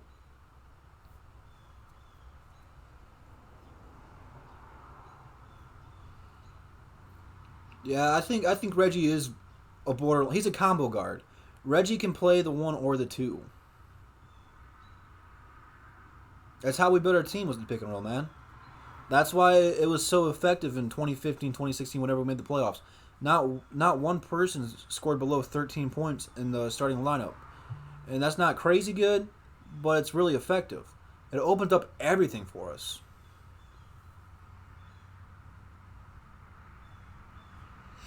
I think Luke Kennard, I think Thon Maker's still under his rookie contract. And then you got Bruce Brown, Kyrie, and Shaviv. I think all those 5 guys are still under their rookie contracts. Well, that's what Reggie's comfortable in. Reggie's not an off-ball player. Reggie needs to be a ball-dominant point guard. And the way Dwayne Casey ran his offense last year, it didn't work. That's not Reggie's game. Reggie needs to be a pick-and-roll point guard. It opens up everything. I believe he did have a 20-20 game. I think he had 20 points and 20 assists when they were running the pick-and-roll. The pick-and-roll is the easiest offensive play to run. It is the hardest to stop defensively. Especially when you have people like Luke Kennard and Shaviv that can stretch the floor out. It opens up everything for you.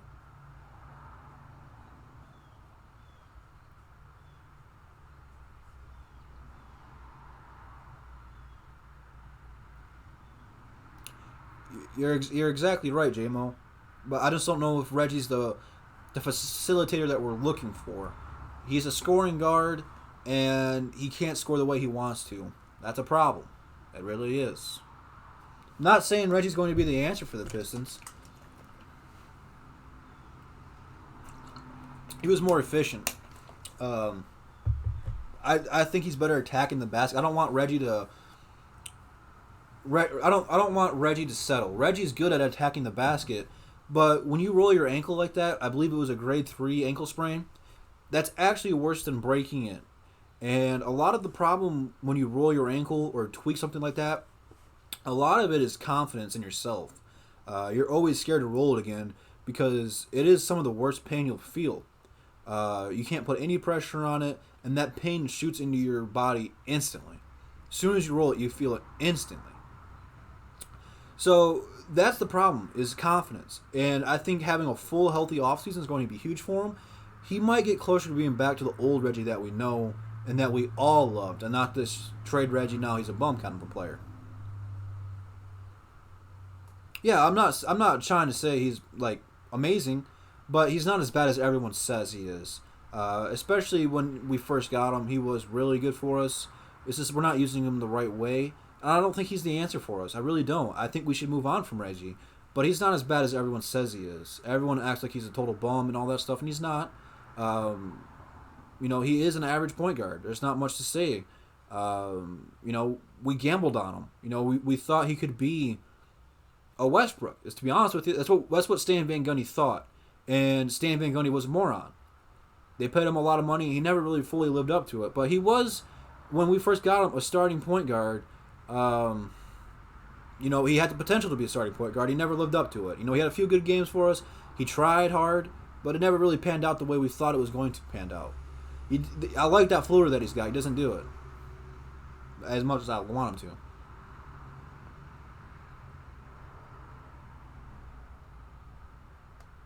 I like Reggie too, but he's just not the answer for us, man.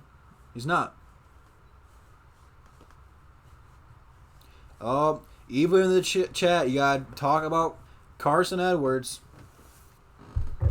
Where's Troxel? You still in here with your Cam Johnson? J-Mo's taking that one to the bank and cashing his check on him.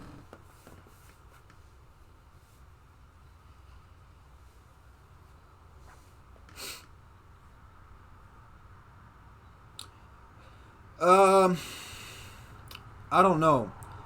It depends on who he's in the team with. Like, if he's going somewhere like LeBron, is there? No.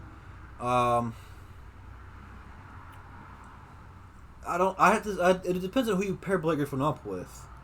That's the problem. Blake Griffin is a very solid number 1 option, but I think Blake Griffin could be better as a number 2 option. To be honest with you, I think Blake Griffin's just too injury prone to be a full-time number 1 option.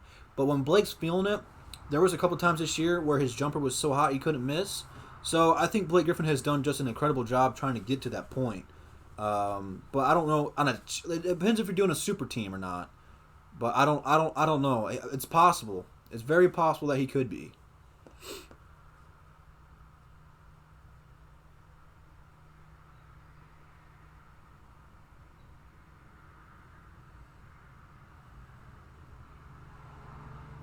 The only problem I have with him being an off-ball player is it's his mindset. He shot a lot of bad shots last year. A lot of contested threes with like 14 seconds on the clock now, instead of working it down low and attacking the basket.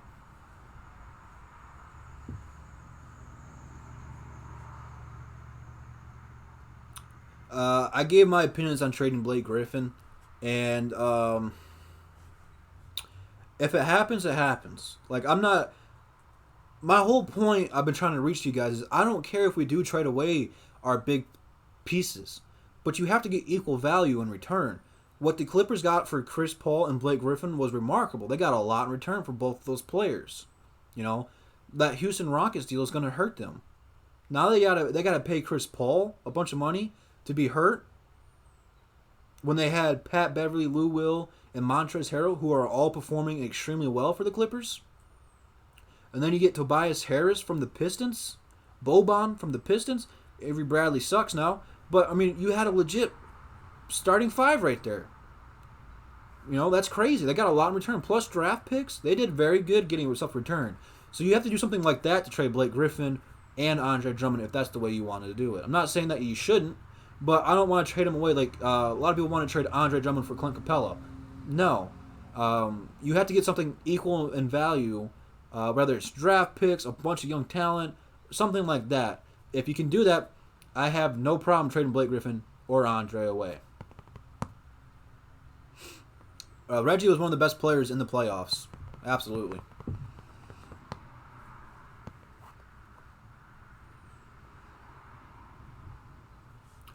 I hope they don't trade Blake Griffin either. I just have so much respect for him playing Game 3 and Game 4 with one leg. You know, he has all my respect. I don't care if he ever wins us a ring. Obviously, I want to win a ring, but Blake Griffin is going to be a Piston for in the eyes of the fans for a very long time after that performance. You know, really captured what it means to be a Pistons, going to work, hurt, showing up, and doing what you have to do. Fortunately, he couldn't get a win. If he would have got a win, that would have been insane and crazy, and absolutely, they'd still be talking about it right now downtown. I think once Shavib gets healthy, he'll be out there. Right now, I want our starting lineup to be, I'm not taking in free agency or trades or drafts right now, but right now, as the team stands, the starting five should be Reggie Jackson, Luke Kennard, Shavib, Blake, and Dre. That would be enough floor spacing to have some post games, open up the pick and roll, and really be effective. Now, defensively, you might take a hit because Luke Kennard really needs to work on his defense. That's his downfall. Obviously, Blake Griffin's not a good defender. Reggie Jackson is just kind of there. I don't know how well Shavib's going to play on defense. Drummond's really going to be the only guy who can rim protect. So that would be the knock on that starting five. But offensively, opens up a lot. And you probably score way more points than whatever other starting lineup you wanted to run. And then bench-wise, you could have Kyrie Thomas and Bruce Brown come in there and be the... like Lindsey Hunter backcourt come in there and maybe possibly even run a full court press with the young guys and just have them run up there all day long. I'd love to have the Lakers' young quarter, especially if we can get Brandon Ingram or Kuzma.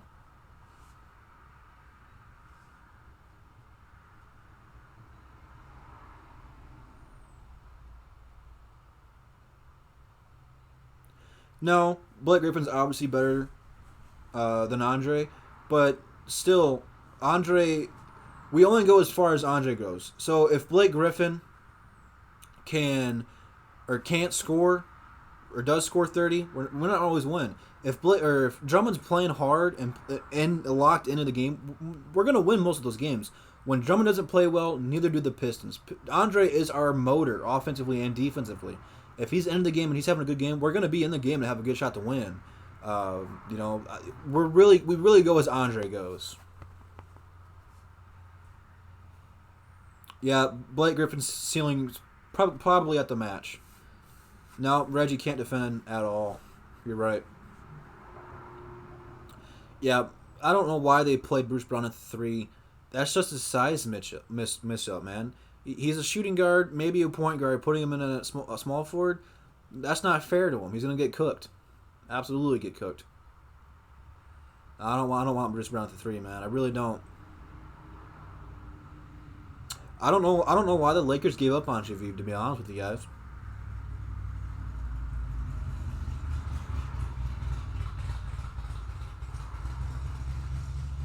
I was gonna make a video about the Lakers getting Anthony Davis, but then I realized I already kind of talked about it a while ago.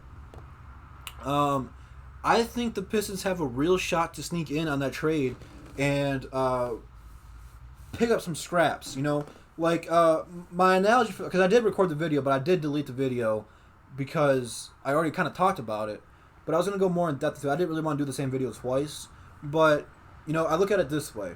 When you're eating dinner with your family, you know, you're having a good time. You always have that dog there begging for the scraps. The Pistons could be the dog. And that's not, to us, the scraps aren't anything to be excited about. That's why they're called scraps. But to the dog, it's prime rib. It's filet mignon. If you can get a couple pieces from either one of those teams to really help you, either relieve salary cap or help build towards the future, I think the Pistons could be the third party member to help get this trade done. And either way, both those teams are out west, so you don't have to play them but once a year. You know, away from Detroit, you can beat anyone in Detroit. So you're only gonna have one game in LA and one game in New Orleans. Probably both would be losses depending on what they get. You know, I would have to see how well New Orleans is gonna play with the young talent, but more than likely you would lose in LA. But you can beat anyone you want in Detroit. The Pistons are that good at home where they could beat anyone in Detroit.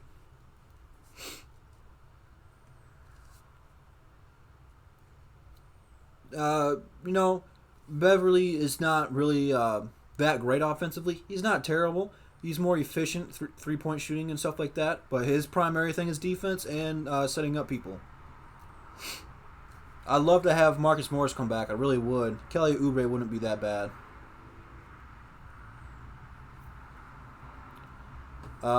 If the Pistons move back, they might take Bol Bol, to be honest with you.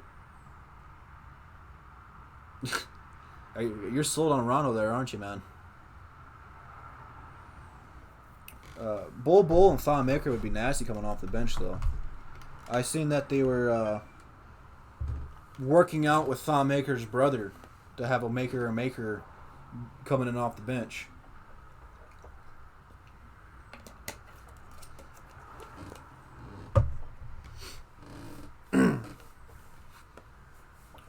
But from the Pistons standpoint, that's lopsided, though, man.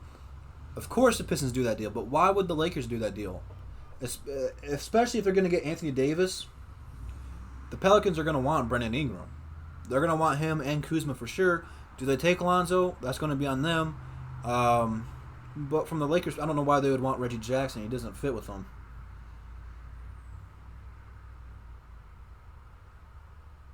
I think Bol Bol might be the guy that falls in the draft. I honestly do. He might be the guy that they keep talking about, like, oh, I'm surprised Bol Bol's not been taken yet. Like, I feel like that's going to be him. Not saying he's going to be a bad player or nothing, but I think that's going to be his story, is that he fell.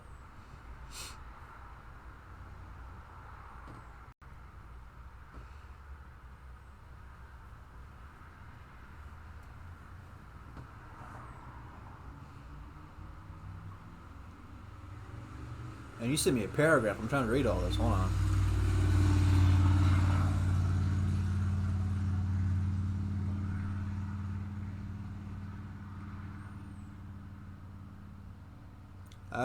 If he's there at 15, man, I don't have a problem taking him. I really don't.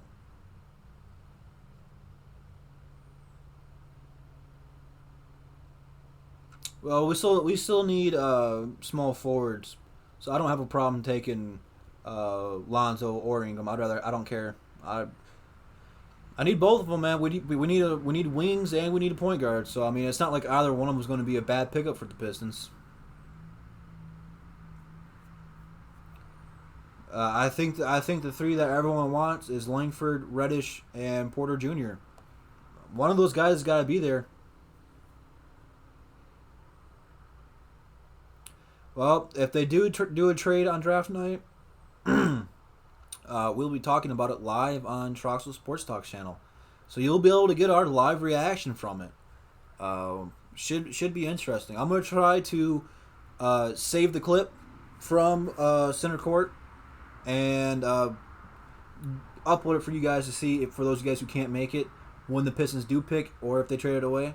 So that way we can promote center court and you guys see what we kind of talk about on there for those of you guys who don't show it. Oh, no, it's alright, man. It's just that the chat goes fast sometimes, and when I'm trying to read, I'm halfway through it, it moves up, I have to refine my spot and kind of read it 2 to 3 times depending on how fast the chat's going. So, like, boom, right there, it's got three chats back to back to back to back. Yeah, anytime you can get someone lengthy, can shoot efficiently, looks like you said 60% from the floor and 42% from downtown, and he can rebound. I don't see how he's no break. But do you think he's going to fall to 15 though? Do you think the Pistons are going to have to move up and get him, or do you think he's going to be there at 15? The thing with the draft though, you can always improve these players. So if he can't shoot, like J-Mo says, Dwayne Casey's going to have to develop him to shoot. Blake Griffin couldn't shoot a lick when he came in the league, and now he's one of the most efficient three-point shooters. He shot like what, 5 a game, made about 2 of them. I mean, that's not terrible. It's not great, but coming into the league, Blake Griffin couldn't hit any. He never even shot a three-pointer. And to play in the NBA today, you almost have to. So if they can't shoot right now, I guarantee you in 4 to 5 years they will be shooting threes and be shooting them pretty at a high pace. They have the science down for it. It's all mechanics. They'll get them in a training facility with a shooting coach and develop them to shoot. No matter who we pick, hopefully they can shoot.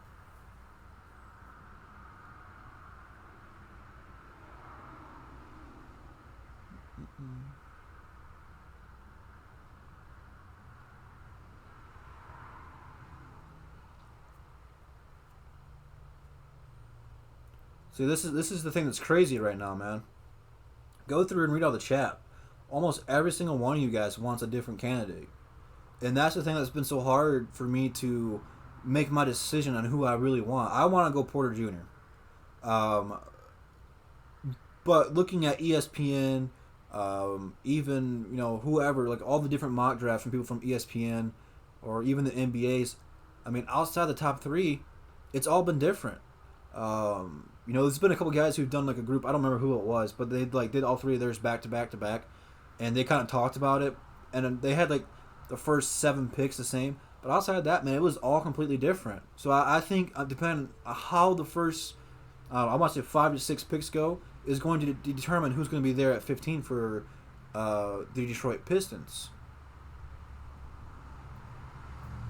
Kevin Porter is who I want, so he probably won't be there. And I think that I think it's Boston picks right before us, and I think they might trade that pick, and whoever's going to take that spot is going to take whoever the Pistons are going to take.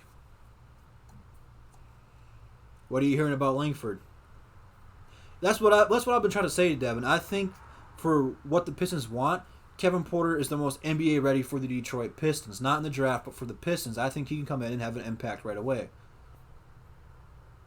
I don't know if Andre Drummond is ever going to have that 3-point range. He wants to, but I don't know. I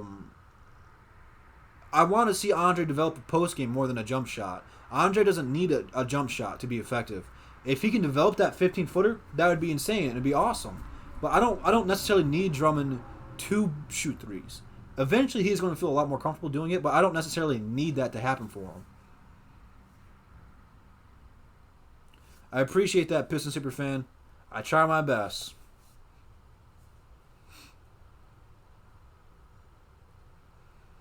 I don't think you can go wrong picking either one of those guys, J-Mo. I think they're all, I mean, outside of the top three, I think you can't go wrong. Unless you pick a Darko.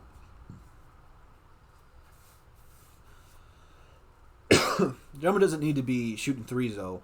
Andre just needs to be down low and be better underneath the rim and finish. Andre could score 20 points a game without shooting threes.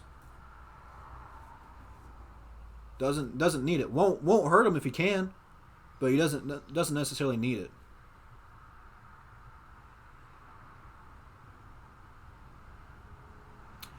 I don't know if the Pistons will move up and get another pick. If anything, I think they fall back and trade back. I don't know if they're going to move up and get another first overall pick. But at this point in time, I don't really have much experience with Dwayne Casey and Ed Stefanski running the Pistons to know exactly what they want to do. I loved what they did last year, getting an extra second-round pick and getting Kyrie Thomas and Bruce Brown. They should be active on the deadline. The Pistons should trade, but I don't know if it's going to involve the 15th pick over or not. I think they might trade their second pick and move up or down depending on that one, to be honest with you guys.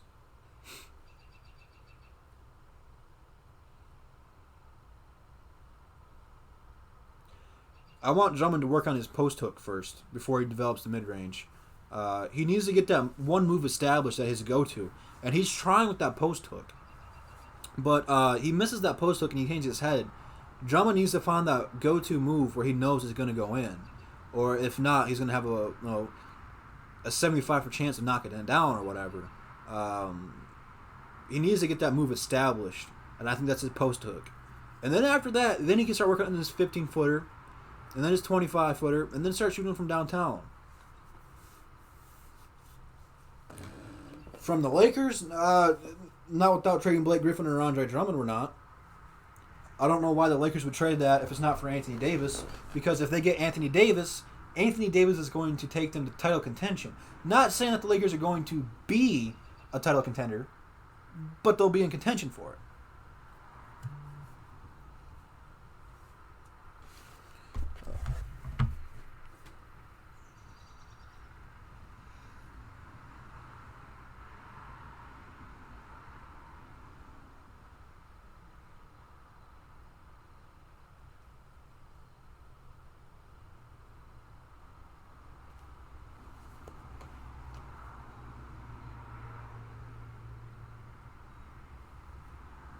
I heard that we were talking to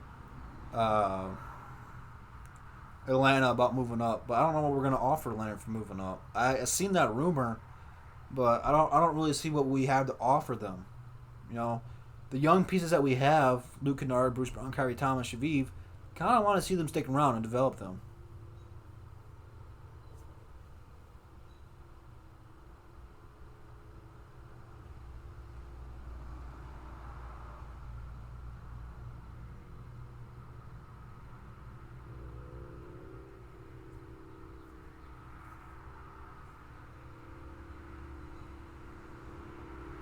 Yeah, I'm with you, NB. I don't know why Kyrie never got his chance to shine like he was supposed to.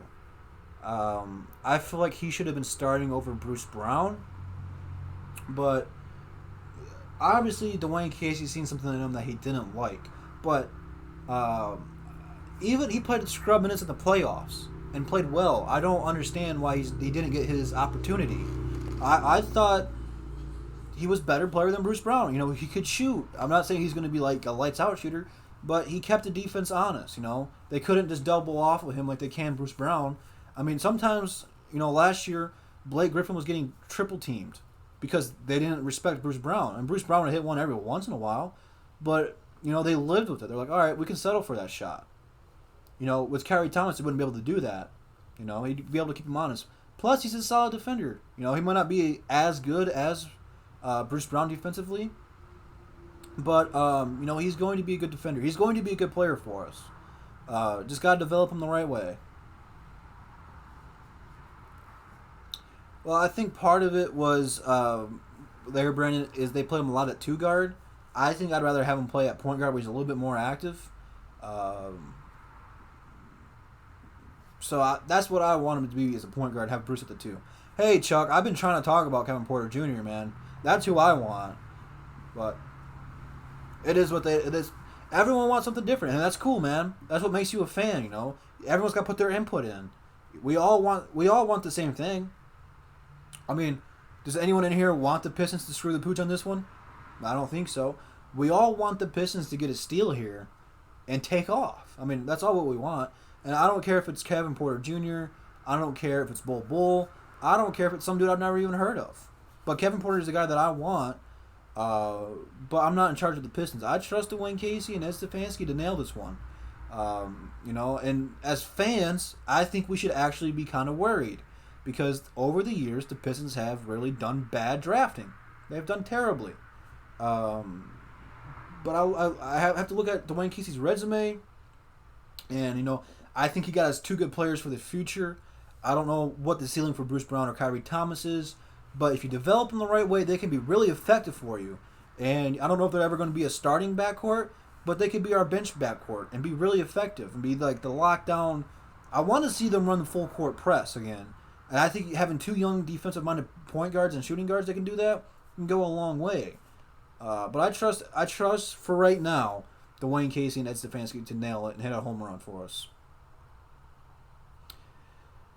And I think that's the guy they should stay away from. What was it? On Instagram, I don't know if it was Andre Drummond or Clutch Point Sports, whatever they're called, said that Andre told them that they were looking for a wing player. And Nasser Little liked it and did the little eye emoji thing. I really hope that's not the case. That's just I want Kevin Porter Jr. in the worst possible way, to be honest with you guys, man. Yeah, hopefully the front office can learn their lesson and, do it the right way. I'm always right. I'm just kidding. I'm not always right. I'm right a lot, though. Don't want to toot my own horn. But I'm right most of the time, sometimes. It's like 50-50. I can give you a 100% chance of that. Guys, we almost been live for 2 hours. That's crazy. This is crazy, man. And that's what we need. We need length. We need shooting. We just need perimeter defense and floor spacing. And I think he can be one of those guys to help establish that. But the thing about the NBA draft, and I've said it 1,000 times, I'm sure I'm going to say it 1,000 more. You have to take the best player available in the draft. You can't draft for need in the draft. For the NFL, that's what you do. But NBA, if it's a center or power forward, even though that's the best 2 players on a team, you got to take that guy. Yeah, I appreciate that. And it's not just YouTubers. It's a lot of the big market media. But people say things just to get reactions out of people. And the thing about basketball is there's rumors and speculations going around year long. So, I mean, it's easy to make up rumors and stuff, but people will just say, trade your best player away for nothing to get reactions out of it and say these ridiculous things to just get reactions out of people and get watch time. I'm not ever going to do that. I cite my sources. If I see a rumor, I don't want you guys to be mad at me. So I'm going to tell you, like, hey, I seen this on Yahoo or whatever. So you guys can be like, oh, okay, he's just giving us the news. Like, people don't do that. People will make up stuff. A lot of shows like FS1 and First Take over on ESPN say a lot of ridiculous things just to get a storyline out of people. Like who's the white guy from First Take that was comparing Kawhi Leonard to MJ or whatever it was, or Kobe Bryant or something? They said he was better than him. Like, you haven't earned that yet, and they say stuff like that just to get reactions and views. It's stupid. It's not cool. All right, I was talking. I missed a couple things here.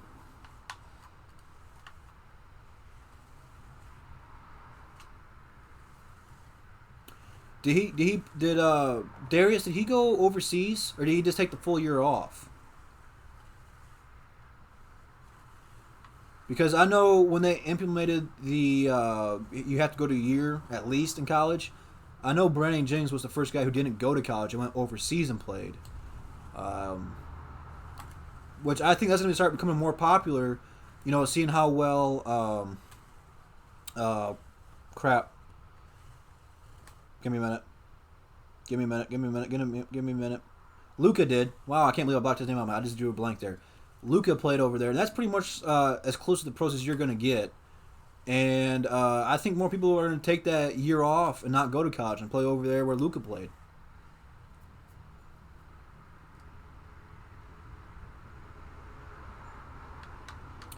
Yeah, we probably won't be making a big splash, man. I'd love to have Luka too.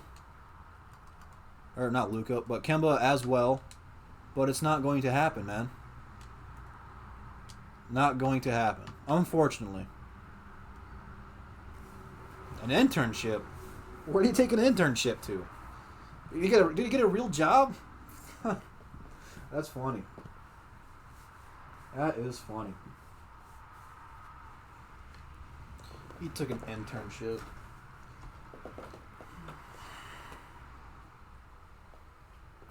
Ugh. I don't have any more drink left.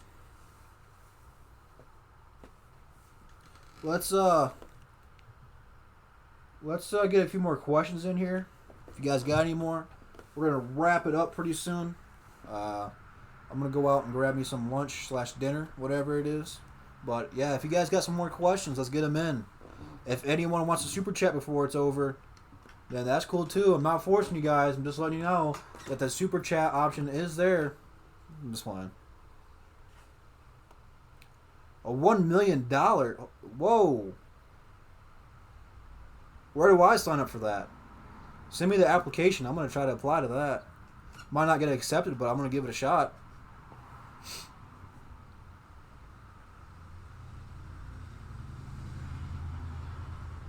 I really don't want Mike Conley here, man. And I'm not knocking him. He's a good player. But he's not going to help the Pistons get to the next level. He is a good player when healthy, but he's never made an all-star team. Very injury-prone. He's never torn his Achilles, but he's always got like that Achilles strain. He's always walking around with that boot on. And, Blake Griffin be the best player and our most injury-prone player. I really don't want to trade for another point guard who's going to be hurt. I don't think he's going to be the next answer for us. Again, Indiana would be a good spot for him. But for the Pistons, we need someone who's going to be healthy and proven.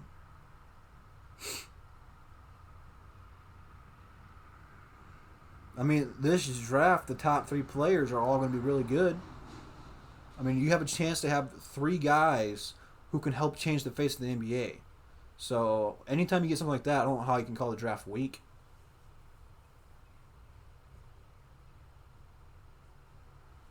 I seriously doubt it. I think that Greg Monroe gets a ring, though. That's kind of crazy. I don't know. They should, man, because I don't know. I feel like they're not going to, but they should. I think DeMar DeRozan's hurt by it. Dwayne Casey's hurt by it. Dwayne Casey should still be there. They shouldn't have fired Dwayne Casey. I asked this on Twitter. Do they go to the White House or do they go to the Prime Minister in Canada? I have no idea, man. To be honest with you. This is the first time this has ever happened. I don't know. That's a good question, man. I asked that right when the finals, right before they closed out the Bucks series. I said, if they win the finals, do they go to the White House or no one knew? I don't know about that. I don't know if he's done, but he's not going to be as good as he ever was. He's going to be traded here soon, especially once they take Ja. He's gone.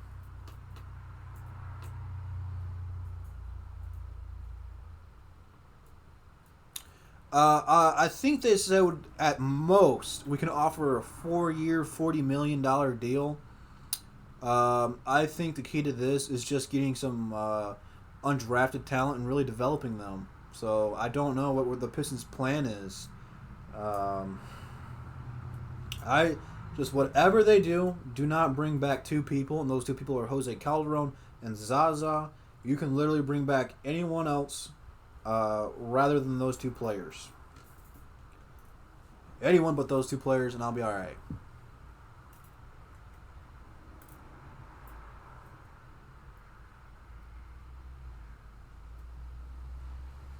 Exactly. We're not going to overspend for anything else again.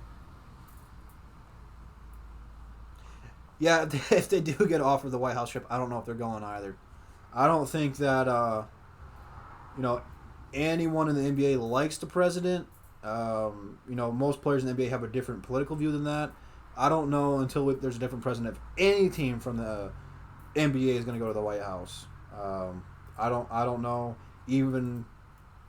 I don't even know how it's going to work for them. So I don't know. I don't know.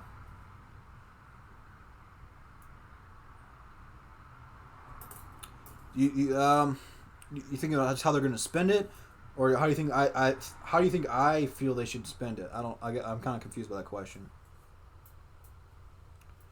The thing about Glenn Robinson though, I wouldn't mind it if he only had a $1 million option, but he's got like a $4 or $5 million option. I was disappointed by him too though, guys. I felt like he was a steal. I felt he was really going to break out for the Pistons, and he never did. And I felt bad because I made a special intro for him when we got him. He never panned out, man. That was a disappointment. I thought he could have been a high-energy guy, make some real highlight plays. I've never seen someone blow so many dunks and layups before and miss in the corner so much.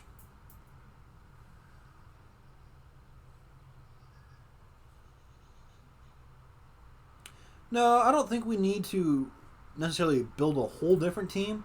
Some players do need to go, and we really just need to get more money. And if we get more money, we'll be all right. It's just that you paid like these guys, like you said, you paid them too much. Stan Van Gundy's a moron. That's all on him. And you just have to play the patient game now. You got to wait for him to expire. Brooklyn was in the same situation that we were in. But they got out of it. They made the playoffs last year. And now they're about to get Kyrie Irving, and they're about to be good for a minute. The Pistons just got to be patient, and that time will come. It will come. Yeah, I don't have a problem moving on from GR3. Well, I don't know if he's going to break out anymore. I was very disappointed in his season. But he's kind of a weird player, I don't know if they want to play him at the 3. I think he'd be better at the 2. But they play him at power forward sometimes. What's going on, Pin Bob Sponge? Just chilling. About to go get some grub.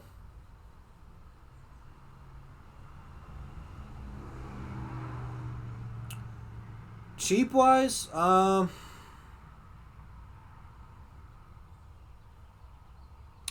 think you can get Isaiah Thomas cheap, and I think you can bring him in off the bench and have him be the 6th man, and give him a platform to,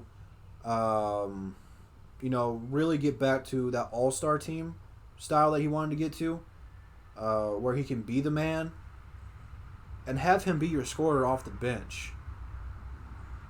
He would be cheap. I think he only got $1 million last year.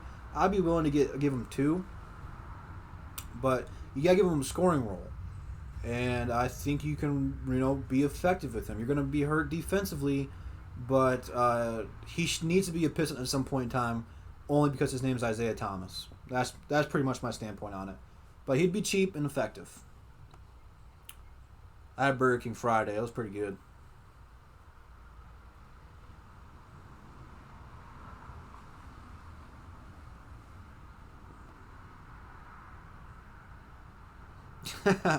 Well, what kind of TV do you got and how much do you want for it?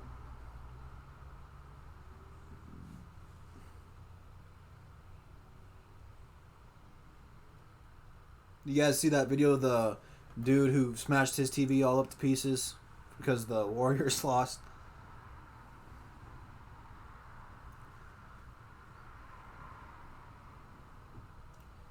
Dwayne Casey knows what he's doing, though, guys. Don't panic. If he does take Romeo, They obviously see something in him. I'm going to be behind whoever they pick 100%. My live reaction might be surprised, if they take someone like we never heard of before. But I'm going to be patient. I want to give, Casey the benefit of the doubt and do good. So I'm looking forward to it, man.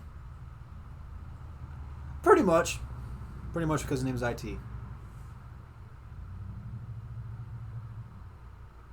I haven't heard anything from the Warriors fans in a minute.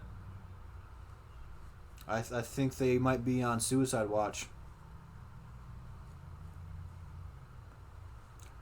I like him too, man. The Pistons got several ways they can go with this pick. They can trade it, keep it, move up, down. There's going to be some good players available. I think that the draft is deep in the fact that not everyone's going to be a superstar.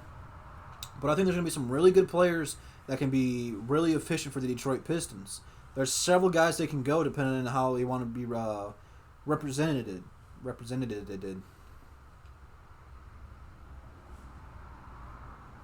Maybe the Pistons straight up and get him, though. Like I said, man, I don't know what the Pistons are going to be doing, man.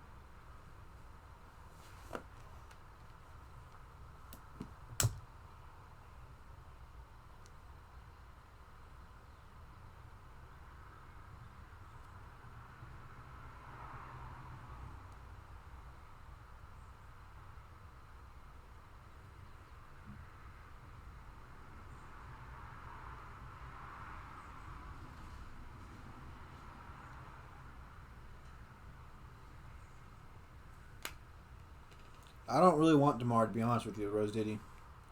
I don't think DeMar DeRozan fits with this team. He's a good scorer, but he can't shoot. He only shot like 1-3 a game last year. And he only averaged, 15% shooting 1-3 a game? I don't really want... I don't... He's a Dwayne Casey guy. Dwayne Casey knows how to get the best out. I think the best year he had in Toronto, he scored 26, 27-ish. So, he played really well. And I think he shot 30%, low 30s from downtown. But he's not a clutch performer. Anytime there's a big game, he's going to crumble underneath the pressure. He's not going to win us a ring. He might get us to the 4th seed. He's going to have a good regular season, but come playoff time, he's not going to perform. We do need three-point shooting, man. We don't have very many. We need floor spacing for our two best players in Blake Griffin and Drummond.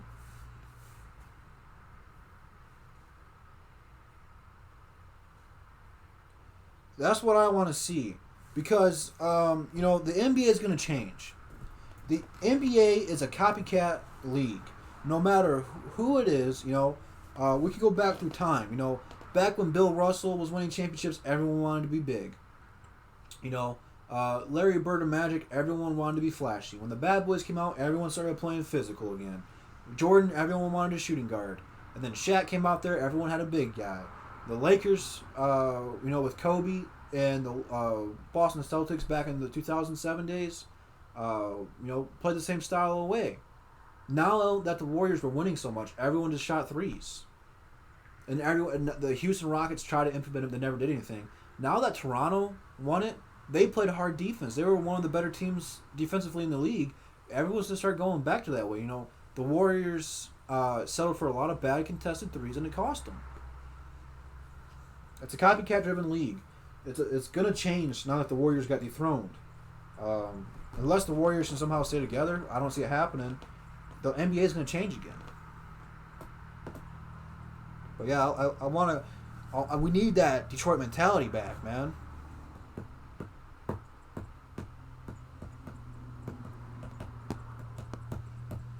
I just think Trevor Ariza is going to be too expensive. I think he got a $10 million contract last year. I don't want to pay him that much, man. Alright, peeps, so I'm going to go grab some food. I am starving. But that's going to do it for today. I appreciate you guys. We went live for 2 hours, and it flew by like nothing. But before I go, a couple more plugs. Instagram and Twitter are in the description. Hopefully both of those are right. DSA members are all in there.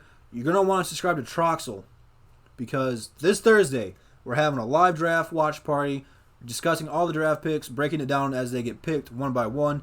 We're going live a half an hour before, but come back here Wednesday, 8 p.m. sharp. I will be going live with Pistons Center Court, and we will discuss NBA Finals.